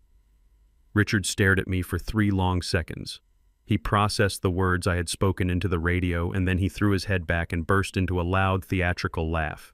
It was a harsh, mocking sound designed to regain control of the room. He turned to face the audience, gesturing toward me with his empty hand. He called me a lunatic. He announced to the crowd that the stress of the evening had clearly broken my fragile, uneducated mind. He turned back to me, his face twisted in a mask of absolute, arrogant pity. "Are you completely out of your mind, old man?" Richard sneered, his voice ringing out across the silent tables. "Do you think you are in some cheap action movie? Do you think you have any authority here? Look around you. This is the Grand Monarch. This building is a fortress for the elite. You do not give orders here. You do not belong here. You are nothing but an invited guest who has overstayed his welcome." He stepped closer to me, his chest puffed out, trying to use his physical presence to intimidate me into backing down. He pointed a finger directly at my face. "You think you can just press a button on a plastic toy and lock down a building you could not afford to rent for a single hour?" Richard mocked, his voice dripping with venomous confidence. "I am done playing games with you. You want to ruin my son's wedding. You want to act like a crazy person. Fine." Richard turned away from me and looked toward the back of the massive ballroom where the heavy mahogany entrance doors were located. He raised his hand and snapped his fingers aggressively. "Security!" Richard bellowed, his voice filled with the unquestionable entitlement of a man who believes the entire world works for him. "Get in here right now. Grab this crazy old mechanic and drag him out of my sight. Throw him out into the street where he belongs." He turned back to face me, a triumphant, cruel smirk stretching across his face. He crossed his arms over his chest, waiting for the venue guards to rush the stage, tackle me to the ground, and humiliate me in front of my daughter and his 600 wealthy friends. He truly believed he was the absolute master of his domain. He truly believed his wealth and his skin color gave him the ultimate authority in that room. He had absolutely no idea that he was standing in my house. He had no idea that every single security guard, every valet, and every manager in that massive building signed a paycheck with my hidden corporate logo on it. I did not flinch as Richard screamed for the guards. I just stood there watching the smug satisfaction radiating from his face. I listened to the heavy, synchronized footsteps echoing from the back of the hall. The massive mahogany doors were pushed wide open, and the crowd gasped as a dozen men in tailored black suits stepped into the ballroom. Richard's smile grew wider. He thought his cavalry had arrived. He thought the show was finally over. He was about to find out that the show had only just begun. The heavy mahogany doors at the back of the grand ballroom did not just open. They were shoved apart with a violent, synchronized force that sent a booming echo across the marble floor. The murmurs of the 600 elite guests instantly died in their throats. Every head in the room snapped toward the entrance. Through the wide opening marched 10 men. They were not the standard venue ushers in polite gray vests. These were high-level executive protection agents dressed in immaculate tailored black suits, wearing discreet earpieces and moving with a terrifying military precision. They stepped into the ballroom in a perfect wedge formation, their faces carved out of solid stone. Leading the formation was a man everyone in that room of high society recognized. It was Mr. Harrington, the general manager and executive director of the Grand Monarch. Harrington was a man who catered only to billionaires, royalty, and international diplomats. He was notorious for his strict, unyielding control over the venue. Seeing him personally lead a security detail into the middle of a wedding reception was completely unprecedented. Standing next to me on the stage, Richard Sterling let out a loud, victorious breath. He crossed his arms over his chest and nodded approvingly at the approaching squad. He genuinely believed his command had summoned them. He actually thought his wealthy status was the gravitational pull bringing this massive display of force into the room to do his bidding. He looked at me, his eyes gleaming with malicious delight, waiting for the moment these men in black suits would tackle me to the ground, snap handcuffs on my wrists, and drag me out the service door like common trash. The guards marched straight down the center aisle. The wealthy politicians and corporate titans hastily pulled their chairs in, shrinking back from the sheer intimidating presence of the security detail. The rhythmic thud of their polished shoes hitting the marble floor sounded like the beating of a massive, unstoppable drum. Richard took a step to the very edge of the stage, puffed out his chest, and pointed his index finger directly at my face.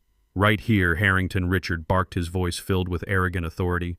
"This lunatic just assaulted me on my son's stage and tried to threaten the guests. Get your men up here, secure his arms, and throw him out into the street. I will be pressing formal charges in the morning."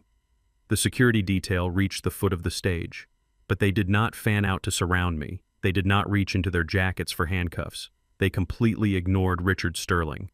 They marched straight past the angry, pointing millionaire and formed a perfect, impenetrable wall of black suits directly in front of the main podium. They turned their backs to the audience, creating a protective barrier between the stage and the 600 guests. Richard stood there with his arms still outstretched, his index finger pointing at nothing. His arrogant smile froze. His brain simply could not process why the guards had completely bypassed his direct order. He opened his mouth to shout another command, but the words died in his throat when Mr. Harrington stepped onto the stage. Harrington did not look at Richard. He did not even acknowledge the father of the groom was standing there. The highly respected general manager walked with measured, deliberate steps directly toward me. He stopped exactly 3 feet away from where I stood. He smoothed the front of his jacket, placed his hands sharply at his sides, and bent forward at the waist.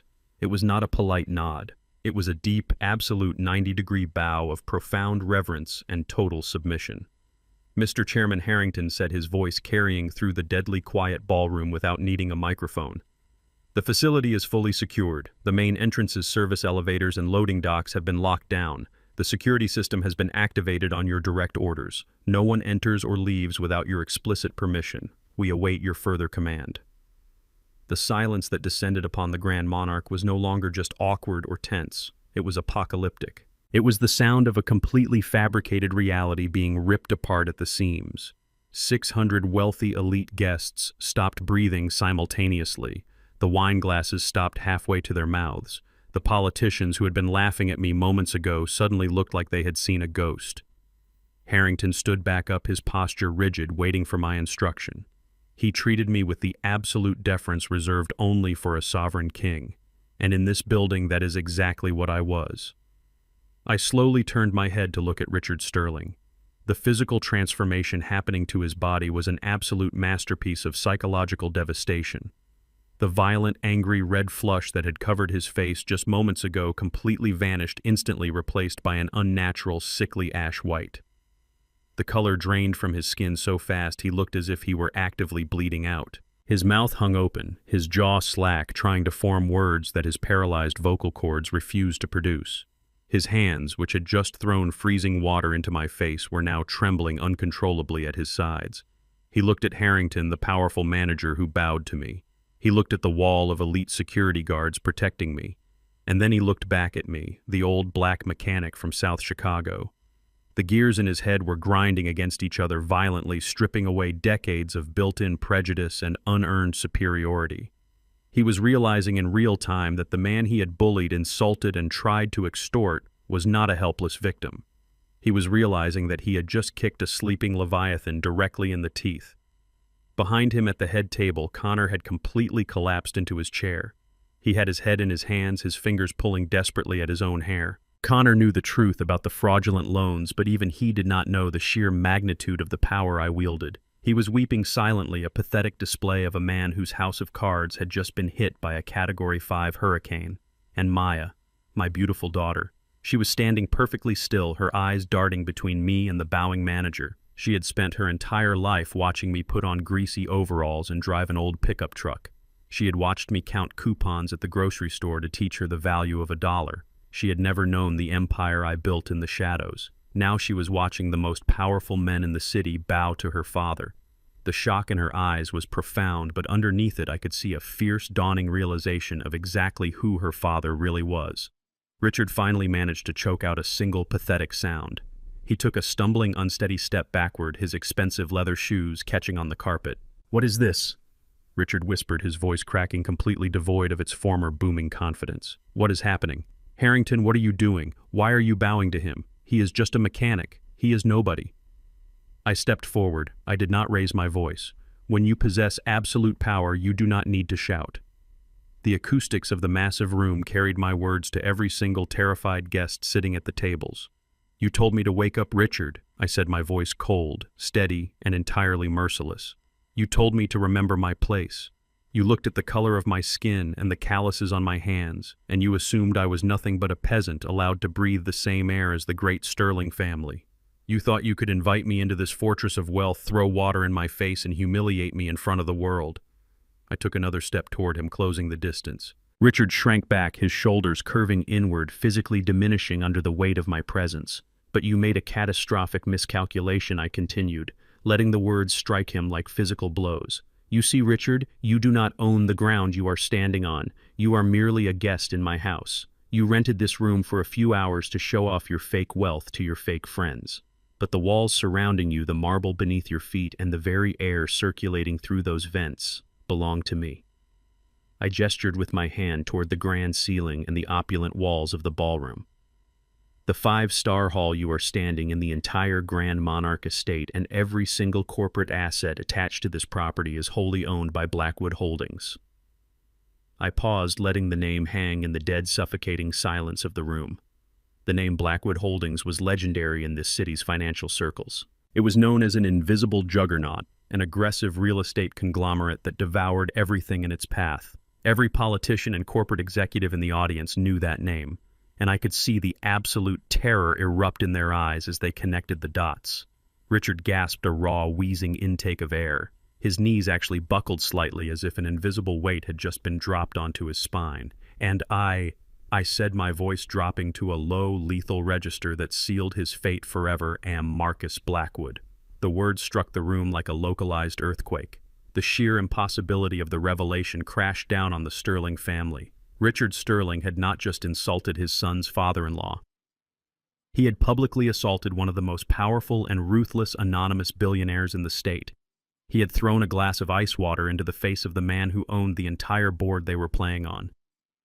I did not give him a second to process the horror. I did not give him a moment to apologize or grovel. I turned my attention away from his pale, trembling face and looked up at the ceiling. "Drop the screen," I commanded. With a loud mechanical whir, the massive theater-sized projector screen began to descend slowly from the ceiling directly behind the stage. The physical trap had been completely locked down, and now it was time to show the 600 people in this room exactly what kind of criminals the Sterling family truly were. The mechanical whir of the massive projector screen descending from the ceiling was the only sound in the suffocating silence of the grand ballroom. It rolled down slowly behind the main stage, unfurling like the heavy curtain of a public execution. I reached into my tuxedo pocket and pulled out a small wireless remote. I had instructed my security team to connect my encrypted server directly to the audiovisual system of the Grand Monarch. The state-of-the-art projector mounted high above us flickered to life, casting a blindingly bright, high-definition glow across the stage. I turned away from Richard Sterling, leaving him trembling in his frozen state of shock, and I pointed a single finger toward the giant screen. "Let us begin with the groom," I announced, my voice echoing through the premium surround sound speakers, reaching every single one of the 600 elite guests sitting in the dark. "The man your father just praised as a visionary. The noble savior who graciously pulled my daughter out of the slums. Let us show this room exactly what kind of nobility the Sterling family represents." I pressed the button on my remote. The screen flashed, displaying a highly confidential corporate termination letter bearing the official logo of the prestigious wealth management firm where Connor supposedly worked. The text was enlarged so even the guests in the back row could read the devastating words. "Connor Sterling is not a senior investment director," I stated, pacing slowly across the stage with the absolute authority of a judge reading a final verdict.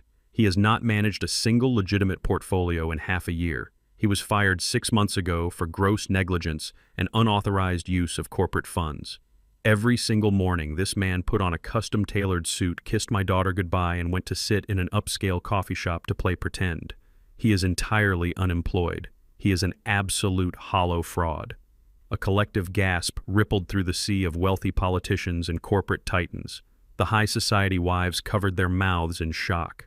Richard Sterling whipped his head around to stare at the screen, his eyes wide with utter disbelief. He looked down at his son, expecting Connor to stand up and deny the accusations. But Connor was completely folded in half at the head table, his face buried in his hands, weeping like a cornered child. "But unemployment is not a crime," I continued, my voice growing colder, sharper, and infinitely more dangerous. "Being a pathetic liar is not illegal. What is illegal, however, is what Connor was doing to fund his miserable illusion." I clicked the remote a second time. The screen shifted to a sprawling digital spreadsheet accompanied by terrifying screenshots of encrypted text messages. The numbers on the screen were highlighted in a glowing, bloody red. "Connor Sterling is a desperate, drowning gambling addict," I declared, letting the words strike the room like physical blows. "He owes $500,000 in underground sports betting, and he does not owe this money to a polite bank that sends friendly reminder letters. He owes $500,000 to a highly violent criminal syndicate operating in the shadows of this city. Men who break bones and destroy lives when they are not paid on time." The ballroom erupted into a frenzy of frantic, panicked whispers. The wealthy elite were suddenly realizing they were attending a wedding funded by a man targeted by the criminal underworld.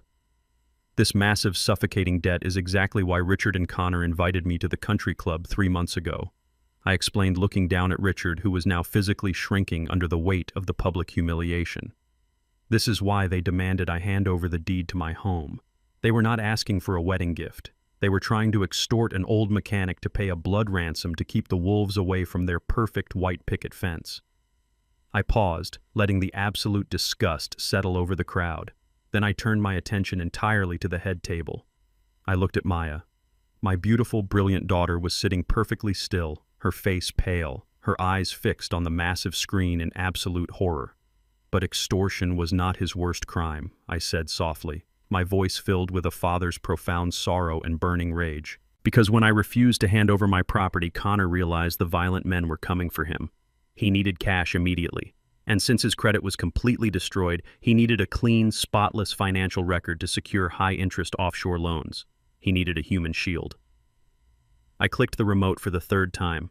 The screen filled with digital loan applications from highly predatory, unregulated offshore lenders. I zoomed in tightly on the applicant details and the signature line. The name on the documents was not Connor Sterling. The social security number did not belong to him. He stole my daughter's identity. I roared, the anger finally bleeding through my calm facade. He stole Maya's social security number. He forged her signature on multiple fraudulent loans. The man who just stood at an altar and promised before God to protect my daughter has secretly shackled her to $500,000 of violent criminal debt. He offered her up as a sacrificial lamb to save his own cowardly skin.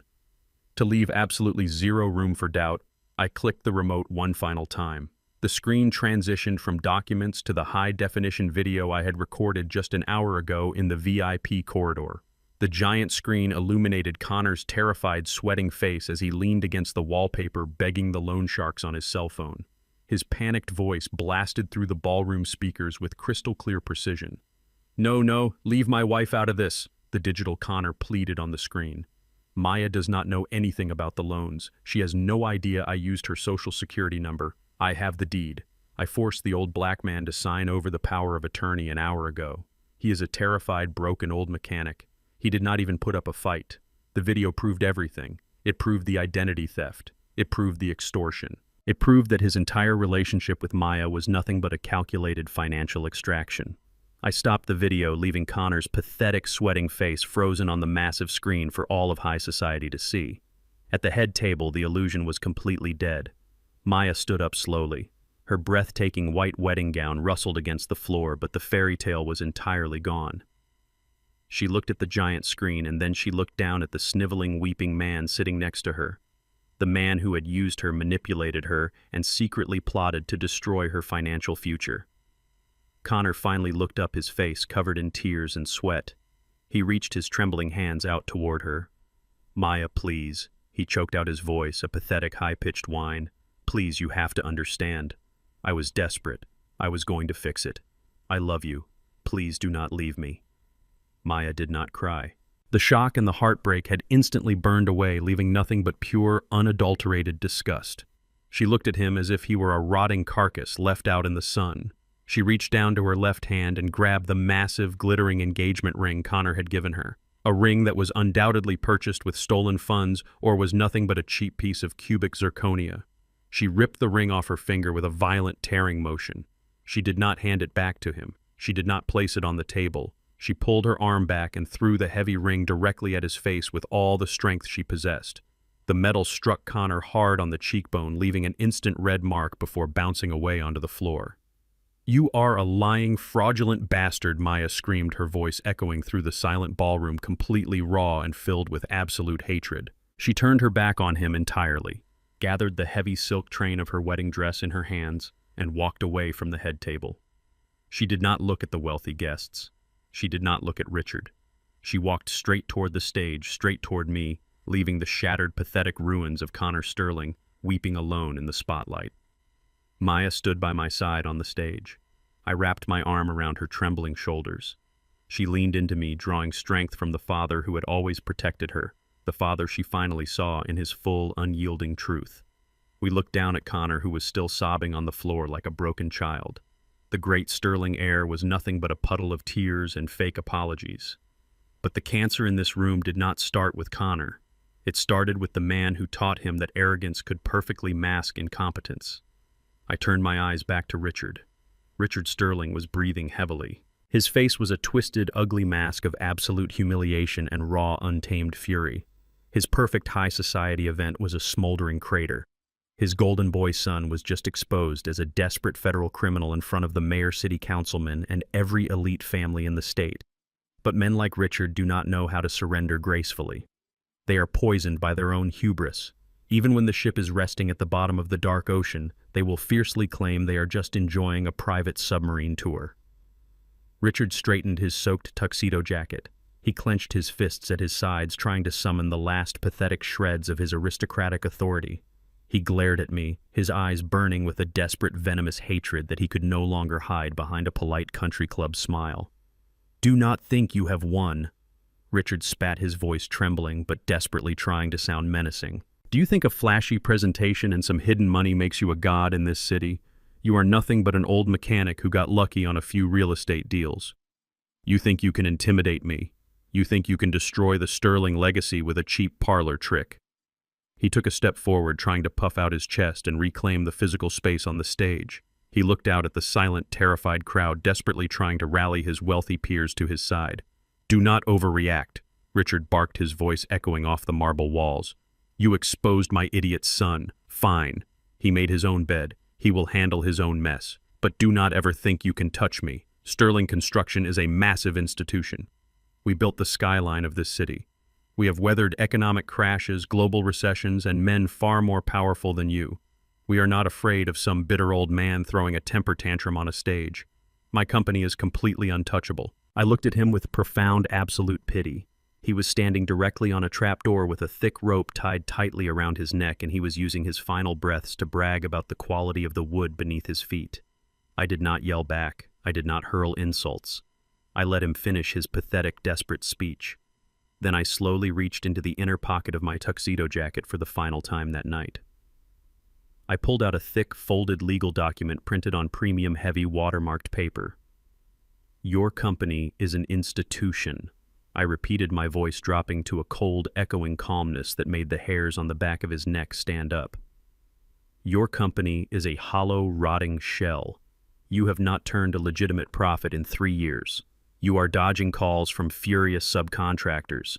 You are illegally shifting new investor money just to keep the lights on in your corporate lobby. Your grand legacy is nothing but a massive Ponzi scheme dressed up in imported Italian silk. Richard's arrogant scowl faltered for a second. A small, terrifying seed of doubt planted itself in his eyes. He did not understand how I knew the intimate, highly classified details of his internal corporate ledgers. For the last 3 weeks, I continued holding the thick document up under the bright stage lights for the entire ballroom to see. You have been begging on your hands and knees for a financial lifeline. You have a $5 million institutional loan that was set to mature next week. Without that money, Sterling Construction goes into immediate corporate receivership. You would be locked out of your own glass headquarters before Monday morning. Richard swallowed hard. The aggressive color that had returned to his face drained away once again. His hands began to twitch. But a miracle happened for you yesterday, did it not? I said, stepping closer to him, closing the trap. You received an email from an investment fund called Vanguard Apex Capital. They approved your desperate plea for a 12-month extension. You signed the paperwork electronically this very morning. You walked into this wedding tonight thinking you had successfully cheated death. You thought Vanguard Apex Capital saved your miserable life. I took one final deliberate step toward him. He shrank back, entirely consumed by the creeping horror of realization. Vanguard Apex Capital is a shadow subsidiary, Richard I stated, letting the absolute weight of the reality crush his lungs. It is a private equity wing wholly owned and operated by Blackwood Holdings. I am the chairman of the board. I am the sole shot caller. I am your bank. The collective gasp from the 600 guests sounded like all the oxygen being violently sucked out of the room at once.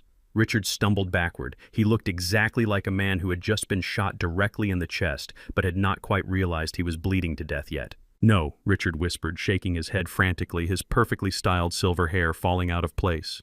No, that is completely impossible.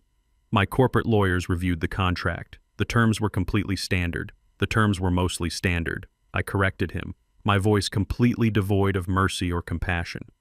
Except for one very specific addition. I personally ordered my fund managers to insert into the core covenants of your life-saving extension a highly aggressive, non-negotiable morality clause. I unfolded the thick document, the crisp paper snapping sharply in the quiet room, and I recited the clause out loud for the entire ballroom of high society elites to hear. If the borrower engages in any behavior that brings public scandal, criminal association, or severe ethical disrepute to themselves or the lending institution, the lender retains the absolute right to take immediate punitive action without prior warning. I lowered the paper and stared directly into Richard's wide, terrified eyes. You just stood on a stage and publicly admitted your son is a fraud, I said, ticking off the offenses with cold precision. Your son is about to be indicted for federal identity theft. But more importantly, Richard, you just threw a glass of freezing water directly into the face of the chairman of your lending institution in front of 600 witnesses.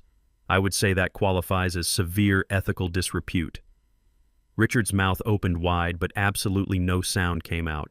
He was completely paralyzed by the sheer devastating magnitude of his own catastrophic stupidity. He had handed me the exact weapon I needed to destroy him, and he had practically begged me to pull the trigger. Therefore, I declared, my voice ringing with final, absolute authority based on your egregious violation of the morality clause, I am officially declaring your extension null and void. I am recalling the entire $5 million debt. Not next month, not next week, right this very second. You are completely bankrupt. The moment the final word left my mouth, a sharp, piercing sound cut through the dead silence of the ballroom. It was a cell phone ringing, It was not coming from the stunned audience. It was coming from the inside pocket of Richard Sterling's soaked tailored tuxedo jacket. Richard flinched violently, as if the phone had physically burned his skin. He stood there trembling from head to toe, staring at me with eyes completely hollowed out by terror. The phone kept ringing, a loud, obnoxious, repetitive tone that echoed off the high marble walls. "Answer it, Richard," I commanded quietly. "It is incredibly rude to keep your employees waiting." With shaking, uncoordinated hands, Richard reached into his jacket pocket and pulled out his phone. He stared at the bright screen. Even from a few feet away, I could clearly see the caller ID. It was his chief financial officer. He slowly brought the phone to his ear and accepted the call. He did not say a single word. He just listened. The acoustics in the room were so quiet that I could faintly hear the panicked, high-pitched voice screaming on the other end of the line. The chief financial officer was absolutely hysterical. He was shouting that all of the corporate bank accounts had just been frozen. He was screaming that the primary lenders had initiated an emergency asset lockdown across the board. He was crying that the company credit cards were declining everywhere and that armed security forces were already arriving at the main construction sites to chain the heavy steel gates shut. Richard did not respond to his frantic employee. He could not form a single thought. The phone slipped from his trembling, sweaty fingers. It hit the hardwood floor of the stage with a loud, hollow thud, the voice of his panicked accountant still screaming desperately from the tiny speaker. Richard Sterling, the proud, arrogant, racist aristocrat who thought he could treat me like dirt on his shoe, completely collapsed. His knees simply gave out beneath him. He dropped heavily into a nearby wooden chair, his arms hanging lifelessly at his sides. He stared blankly at the floor, his chest heaving, his mouth hanging open in silent agony. His entire empire, his generational legacy, and his entire identity had been completely vaporized in less than 60 seconds. The towering house of cards had completely collapsed. The grand stage of the ballroom, once a pedestal for the Sterling family to project their fake supremacy, was now the site of their absolute ruin. I stood beside my daughter, feeling the steady, rhythmic beating of my own heart, while the two men who had tried to destroy us disintegrated before my eyes. Richard was nothing more than an empty suit slumped in a wooden chair, staring at his dropped cell phone as if it were a venomous snake. But the real spectacle of cowardice was happening right at my feet. Connor Sterling, the golden boy, the man who had confidently threatened to ruin my daughter's reputation just an hour ago, finally broke. He realized that his father could no longer save him. He realized the criminal syndicate was still coming for him, and now he had absolutely no money to buy his life back. He scrambled across the floor on his hands and knees. He did not care about his expensive tuxedo. He did not care that 600 of the wealthiest people in the city were watching him. He lunged forward and wrapped his arms tightly around Maya's legs, burying his tear-soaked face into the fabric of her beautiful white wedding dress. "Maya, please," Connor wailed, his voice cracking into a high-pitched, pathetic sob. "You have to help me. You have to tell your father to stop this. I will do anything. I will go to rehab. I will get a real job. Just please do not let them take me down. I love you. You know I love you." It was the most sickening display of manipulation I had ever witnessed. He was still trying to use her empathy against her. He was still hoping that the sweet, caring woman he had deceived would throw herself over the grenade for him. Maya looked down at the man clutching her legs. She did not cry. Her eyes were hard, filled with a strength that made my chest swell with immense pride. She reached down, grabbed his hands, and forcefully pried his fingers off her dress. "Do not ever touch me again," Maya said, her voice dripping with absolute disgust. "You do not love me, Connor. You love my credit score. You love the money you thought you could steal from my father. You are nothing but a parasite." She took a deliberate step backward, putting herself entirely behind my shoulder. She was done. The spell was broken. Connor reached out toward her again, grabbing at the empty air, completely devastated by the realization that his human shield had just walked away. He opened his mouth to beg once more, but the words were completely drowned out by a new sound piercing through the heavy silence of the ballroom. It started as a faint wail in the distance, echoing through the busy streets of the city. But it grew louder, sharper, and more urgent with every passing second. The sound of multiple police sirens approaching the venue at high speed. The shrieking noise cut through the thick glass windows of the Grand Monarch, accompanied by the chaotic flashing of harsh red and blue lights that reflected off the crystal chandeliers. The 600 elite guests began to murmur in panic. They shifted in their seats, craning their necks toward the grand entrance. They knew exactly what those sirens meant. Connor froze on the floor. His bloodshot eyes widened in absolute paralyzing terror. He looked up at me, his jaw trembling uncontrollably. "What did you do?" Connor whispered, his voice barely audible over the deafening sound of the approaching sirens. I looked down at him with a cold, unyielding stare. "I told you I was going to expose you," I replied simply. "Did you really think I was just going to show a video and let you walk away? You committed federal identity theft. You forged my daughter's signature on unregulated loans to pay off a violent criminal syndicate. I sent the evidence to my legal team the moment you confessed in the hallway. They did not just sit on it. They handed a perfectly wrapped, undeniable case file directly to the authorities." The sheer panic on Connor's face was a masterpiece. He realized he was not just losing his luxurious lifestyle, he was losing his freedom. The massive mahogany doors at the back of the ballroom swung open for the second time that night. My private security detail parted smoothly, creating a wide, clear path down the center aisle. Through the doors marched 6 uniformed police officers flanked by 2 plainclothes detectives wearing badges on their belts. They did not pause to admire the floral arrangements or the expensive decor. They walked with swift, absolute purpose directly toward the main stage. The wealthy politicians and corporate executives in the audience shrank back into their chairs, terrified of being associated with the unfolding criminal scandal. The lead detective stepped up to the head table. He looked down at the pathetic, weeping man kneeling on the floor. "Connor Sterling," the detective announced, his voice loud and authoritative. "You are under arrest for multiple counts of wire fraud, felony identity theft, and criminal conspiracy. Please stand up and put your hands behind your back." Connor let out a gut-wrenching, terrified scream. He tried to scramble backward, completely losing whatever tiny shred of dignity he had left. 2 uniformed officers immediately stepped forward, grabbed him by the arms, and hauled him to his feet. He struggled weakly, but he was no match for the police. They forced his arms behind his back. The sharp metallic click of cold steel handcuffs snapping shut echoed loudly over the murmurs of the crowd. The heavy chains locked tightly over the sleeves of his custom-tailored groom tuxedo. It was the ultimate public execution of a man's reputation. The golden boy of the Sterling family, the man who had looked down his nose at my background and my skin color, was now standing in the middle of his own opulent wedding reception wearing stainless steel bracelets. Connor thrashed wildly in the grip of the police officers. His face was soaked with tears and sweat. He turned his desperate, panicked eyes toward the stage, looking for the one man who had always bailed him out of his mistakes. "Dad," Connor screamed, his voice cracking in sheer terror. "Dad, help me. Tell them who we are. Call our lawyers. Do not let them take me away. Dad, please." The entire ballroom turned their attention to Richard Sterling, the great patriarch, the man who had boasted about his power and his legacy just 15 minutes ago. Richard was still slumped in the wooden chair on the stage. But he was not looking at his son. He was not rushing to defend his boy from the police. He was completely and utterly ignoring the fact that his only child was being dragged away in handcuffs.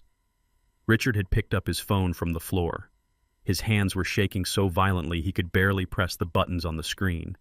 He held the device to his ear, his eyes wide and vacant, completely consumed by his own catastrophic ruin. "Hello, David," Richard stammered into the phone, his voice a frantic, desperate whisper that the nearby microphones picked up. "It is Richard. Richard Sterling. I need a massive favor. I need a bridge loan. $5 million. Just for a few weeks. The banks froze my accounts. Please, you have to help me." He paused, listening to the response. His face fell even further. The person on the other end had clearly hung up on him. Richard frantically dialed another number. "Michael," Richard begged, sweat pouring down his forehead. "Michael, do not hang up. I need liquidity. My company is in receivership. I will give you 30% equity, 40%. Just wire me the funds, please." He was met with another dial tone. The wealthy friends he had spent his entire life trying to impress were abandoning him the second they smelled blood in the water. The elite class does not tolerate financial failure, and Richard was completely radioactive. Connor stood between the police officers, watching his father frantically dial number after number, begging for money, while his son was being hauled off to federal prison. The realization hit Connor like a freight train. His father did not care about him. His father only cared about the crumbling facade of the Sterling Empire. Dad, Connor wailed one last time, a miserable, broken sound that echoed through the hall. "Take him out of here," the detective ordered. The officers forcefully marched Connor down the center aisle, parading him past the hundreds of silent judging guests. The man who had threatened to humiliate my daughter was now enduring the most profound, inescapable public humiliation imaginable. He was shoved through the heavy mahogany doors and out into the cold night, accompanied by the flashing red and blue lights of his new reality. I stood on the stage holding my daughter's hand, watching the doors close behind him. The threat was eliminated. The parasite had been removed, but the night was not quite over yet. I turned my attention back to the gasping, frantic man sitting in the chair ready to deliver the final absolute blow to the Sterling name. The heavy mahogany doors closed with a loud, definitive thud behind the police officers who had just dragged Connor Sterling out into the night. The flashing red and blue lights that had painted the ballroom windows slowly faded away, leaving behind a silence so absolute it felt like the air itself had been sucked out of the room. The Grand Monarch, which just an hour ago had been a glittering fortress of upper-class arrogance, now felt like a sprawling, empty graveyard for a fake dynasty. I stood on the main stage and looked out over the sea of tables. The illusion was completely shattered, and the rats were officially abandoning the sinking ship. The 600 elite guests, the powerful politicians, the real estate tycoons, and the high society snobs who had laughed at my expense were now caught in a state of absolute terrified panic. They realized they were sitting in a building owned by the very man they had just watched Richard Sterling humiliate. They realized that the invisible billionaire whose name commanded fear in every boardroom in the city was standing right in front of them, staring them down. No one wanted to be associated with the Sterling name for a single second longer. I watched as chairs were quietly pushed back. Expensive silk napkins were dropped carelessly onto half-eaten plates of food. Wives grabbed their husbands by the arms, whispering frantically, dragging them toward the side exits. They did not walk out with the arrogant strut they had arrived with. They kept their heads down, scurrying through the shadows, desperately trying to avoid making eye contact with me. They were fleeing the ballroom as if the very floorboards were infected with a deadly plague. I did not stop them. I let them run. I wanted them to spread the story of exactly what happens when you cross Marcus Blackwood. I turned my attention away from the fleeing cowards and looked at Mr. Harrington, the general manager of the venue, who was still standing at attention near the edge of the stage with his squad of elite security guards. He was waiting for my final command. "Mr. Harrington," I said, my voice cutting through the sounds of the retreating crowd. Harrington immediately stepped forward and bowed his head respectfully. "Yes, Mr. Chairman," he replied. "Look at this mess," I said, gesturing to the spilled water on the stage and the abandoned, chaotic tables scattered across the ballroom. "The Sterling family has completely ruined the atmosphere of this venue. I want every single member of their extended family removed from my property right now. Do not let them use the main lobby. Escort them out through the service corridors." "Understood." Sir Harrington nodded, waving his hand to signal his security team to move in.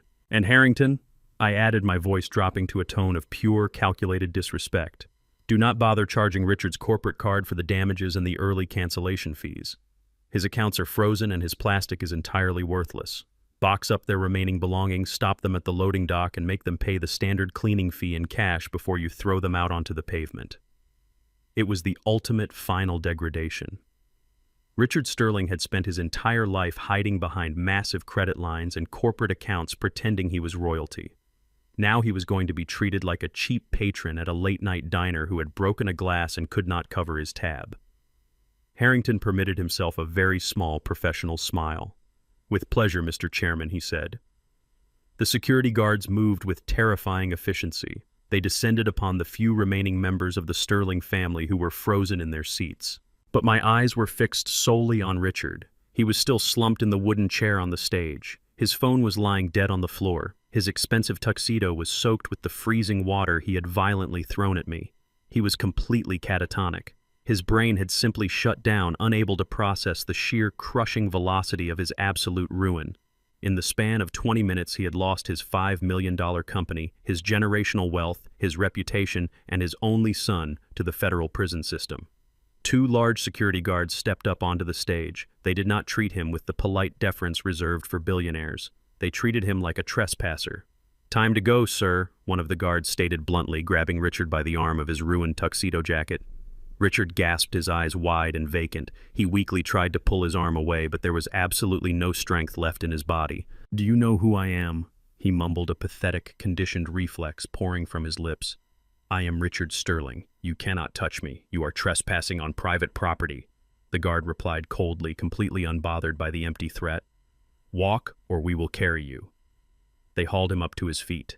Richard's legs wobbled beneath him. He looked like a hollow, broken shell of a man. The guards did not march him down the grand center aisle where he had proudly strutted earlier that evening. They dragged him toward the back of the room, pushing him through the heavy swinging doors that led directly into the hot, greasy catering kitchens. They marched him past the dishwashers and the line cooks, forcing him to take the exact same humiliating path he had tried to banish me to when the night began. They pushed him down the concrete service hallways, stripping away the last remaining fragments of his aristocratic pride. When they finally reached the metal doors of the back loading dock, they shoved him outside. Richard stumbled forward and fell hard onto his hands and knees. The freezing night air of the city hit him immediately. There were no valet drivers waiting to fetch his luxury car. There were no photographers waiting to take his picture. He was kneeling on the cold, dirty concrete of a back alley, surrounded by industrial dumpsters and the smell of exhaust fumes. He had absolutely nothing left. His bank accounts were seized. His son was sitting in a holding cell. His wealthy friends had erased his number from their phones. He was just a cold, broke, pathetic old man kneeling in the dirt. I did not follow him out to the alley to watch him shiver. A lion does not need to watch the buzzards pick at the remains of his prey. I had finished my work. I stood on the quiet, empty stage of the grand ballroom. The massive room was finally still. The elite crowd was gone. The toxic presence of the Sterling family had been completely scrubbed from the building. There were only a few venue staff members quietly clearing tables in the distance. I turned around slowly. Maya was standing a few feet away from me.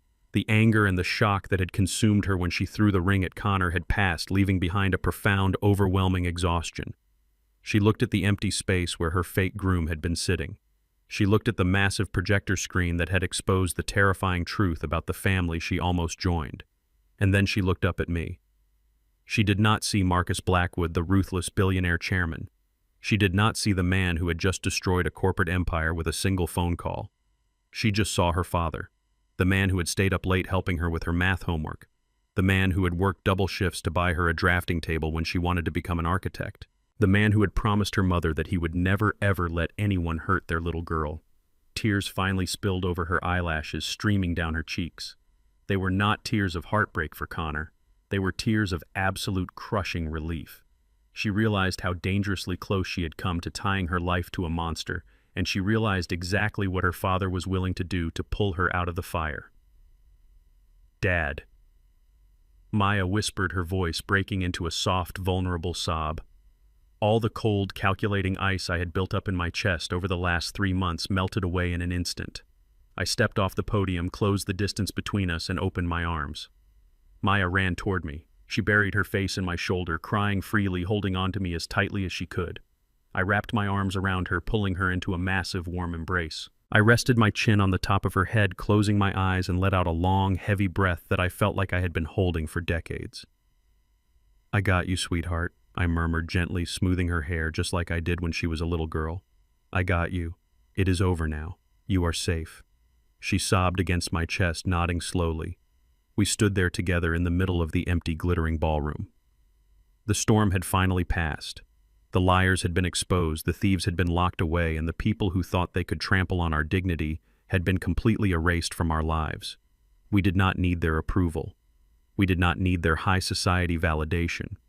We had the truth, we had our respect, and most importantly, we had each other. And as I held my daughter tight, I knew that was the only wealth in this world that truly mattered. The heavy mahogany doors closed with a loud, definitive thud behind the police officers who had just dragged Connor Sterling out into the night. The flashing red and blue lights that had painted the ballroom windows slowly faded away, leaving behind a silence so absolute it felt like the air itself had been sucked out of the room. The Grand Monarch, which just an hour ago had been a glittering fortress of upper-class arrogance, now felt like a sprawling, empty graveyard for a fake dynasty. I stood on the main stage and looked out over the sea of tables. The illusion was completely shattered, and the rats were officially abandoning the sinking ship. The 600 elite guests, the powerful politicians, the real estate tycoons, and the high society snobs who had laughed at my expense were now caught in a state of absolute terrified panic. They realized they were sitting in a building owned by the very man they had just watched Richard Sterling humiliate. They realized that the invisible billionaire whose name commanded fear in every boardroom in the city was standing right in front of them, staring them down. No one wanted to be associated with the Sterling name for a single second longer. I watched as chairs were quietly pushed back.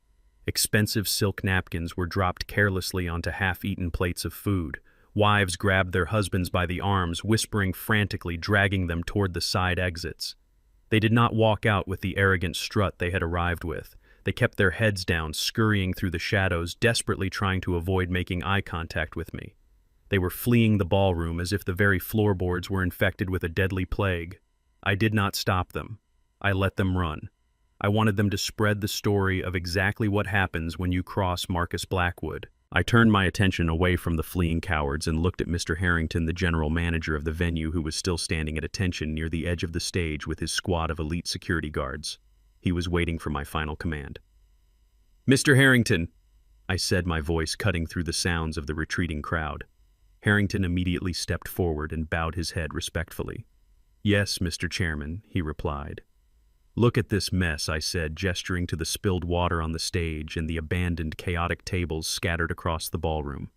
"The Sterling family has completely ruined the atmosphere of this venue.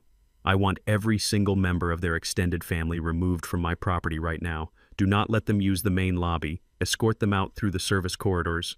"Understood." Sir Harrington nodded, waving his hand to signal his security team to move in. "And Harrington," I added, my voice dropping to a tone of pure, calculated disrespect, "do not bother charging Richard's corporate card for the damages and the early cancellation fees. His accounts are frozen and his plastic is entirely worthless. Box up their remaining belongings, stop them at the loading dock, and make them pay the standard cleaning fee in cash before you throw them out onto the pavement." It was the ultimate final degradation.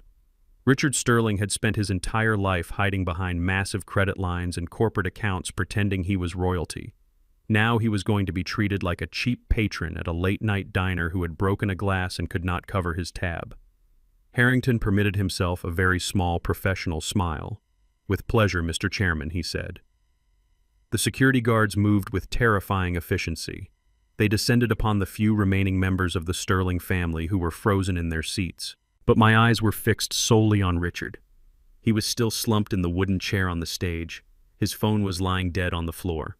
His expensive tuxedo was soaked with the freezing water he had violently thrown at me. He was completely catatonic. His brain had simply shut down, unable to process the sheer crushing velocity of his absolute ruin. In the span of 20 minutes, he had lost his $5 million company, his generational wealth, his reputation, and his only son to the federal prison system. 2 large security guards stepped up onto the stage. They did not treat him with the polite deference reserved for billionaires. They treated him like a trespasser. "Time to go, sir," one of the guards stated bluntly, grabbing Richard by the arm of his ruined tuxedo jacket. Richard gasped, his eyes wide and vacant. He weakly tried to pull his arm away, but there was absolutely no strength left in his body. "Do you know who I am?" He mumbled, a pathetic conditioned reflex pouring from his lips. "I am Richard Sterling. You cannot touch me. You are trespassing on private property," the guard replied coldly, completely unbothered by the empty threat. "Walk, or we will carry you." They hauled him up to his feet. Richard's legs wobbled beneath him. He looked like a hollow, broken shell of a man. The guards did not march him down the grand center aisle where he had proudly strutted earlier that evening.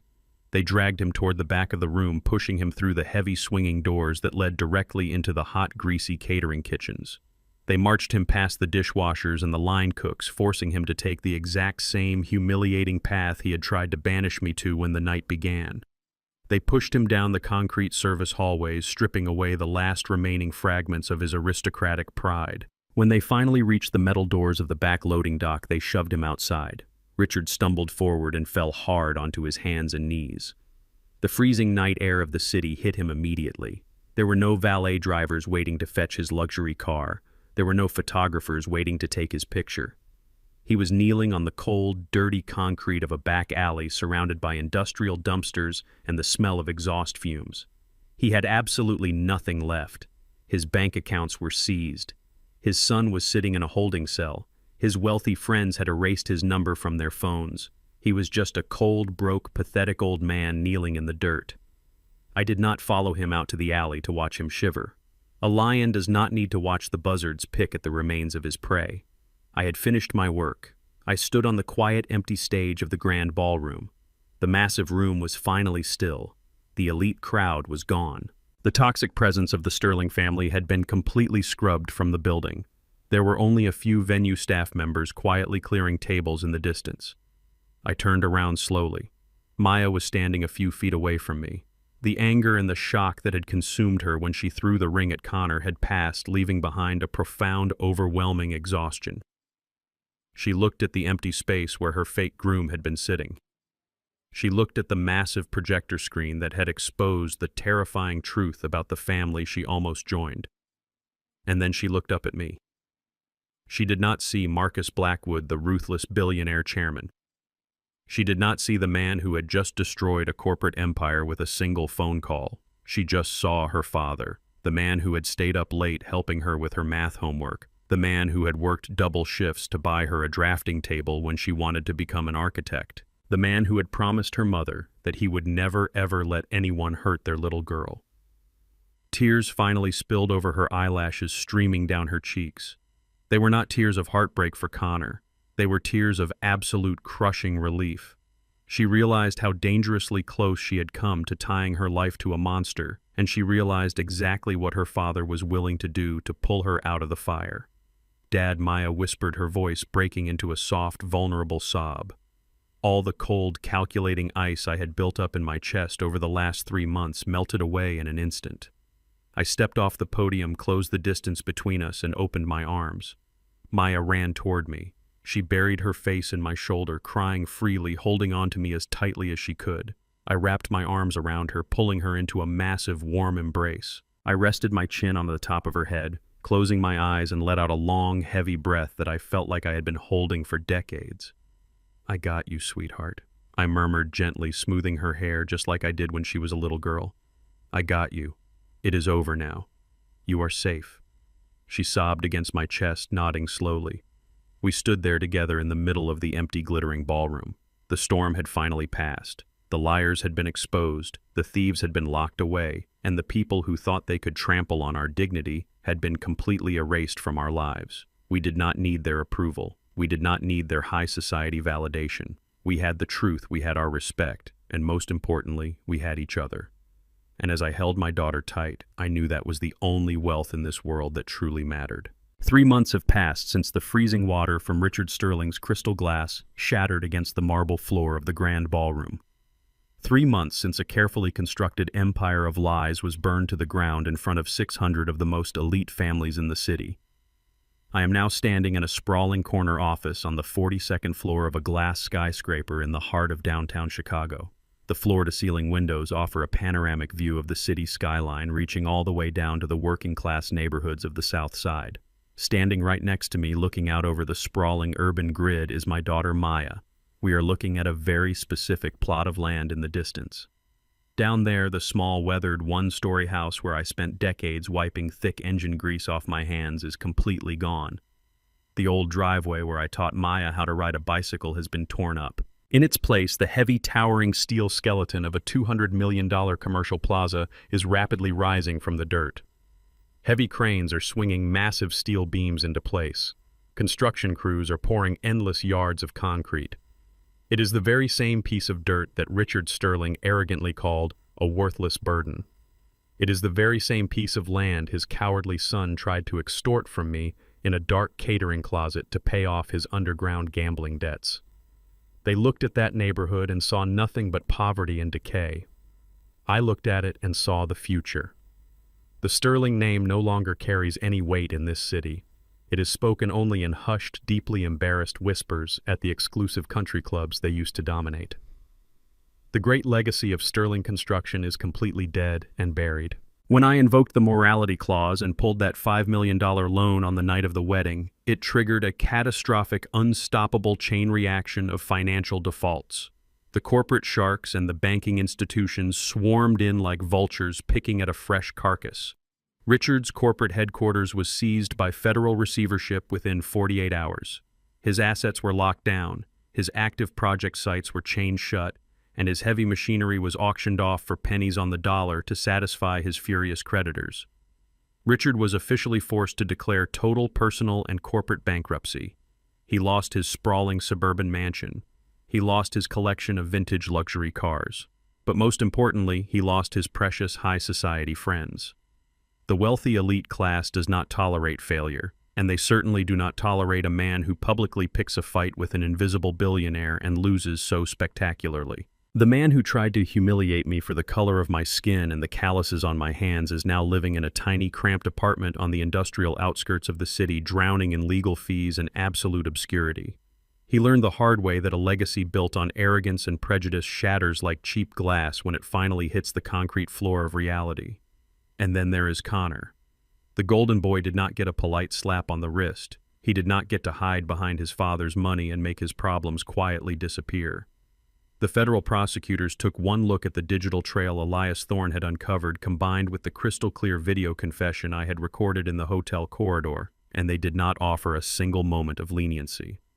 The trial was incredibly fast and entirely devoid of any high society glamour. Connor was completely abandoned by the violent criminal syndicate he owed money to, and without his father's frozen wealth to hire a team of elite defense attorneys. He stood in that federal courtroom entirely alone. The judge looked at the forged loan documents bearing my daughter's stolen identity and handed down a sentence that wiped the arrogant smirk off Connor's face forever. He was sentenced to 5 solid years in a federal penitentiary for aggravated wire fraud and felony identity theft. He traded in his custom-tailored Italian silk tuxedo for a standard-issue orange jumpsuit. He will spend the next half-decade in a concrete box, eating terrible food and sleeping on a thin mattress far away from the fine dining and the luxury lounges he thought he was inherently entitled to. But the most important victory of all is standing right beside me in this glass office. Maya did not let the betrayal break her spirit. She is my daughter, and she carries the same unbreakable iron in her spine that her late mother had. The marriage to Connor was legally annulled within a matter of weeks.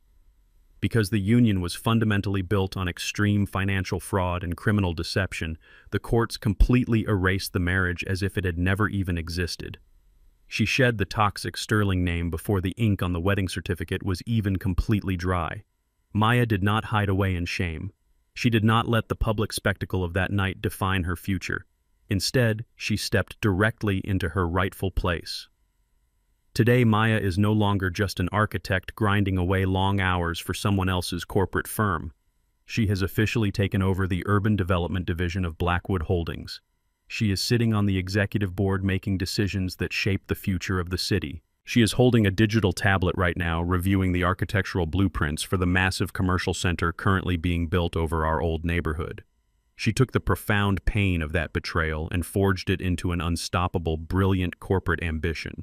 She is designing a space that will bring jobs, opportunities, and life back to the community where she grew up. She looks powerful, confident, and entirely at peace. The conflict is completely over. The storm has passed, and the natural order of things has been fully restored.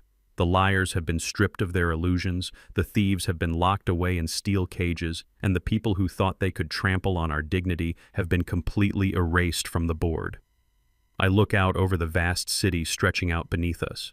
I have spent my entire life keeping my head down, letting ignorant people underestimate me, letting them judge my simple clothes and my quiet demeanor. I let them believe I was just a tired old mechanic who had nothing to offer the world but sweat and manual labor. But I have never minded the silence. I have never felt the need to correct their arrogant assumptions. Real power does not need to show off. It does not need to wear a heavy gold watch, drive a flashy sports car, or shout from a brightly lit stage to demand respect. Real power is perfectly content to sit in the shadows, remain invisible, and observe the world with absolute clarity. It only speaks when it is finally time to step out of the dark and completely destroy the wicked.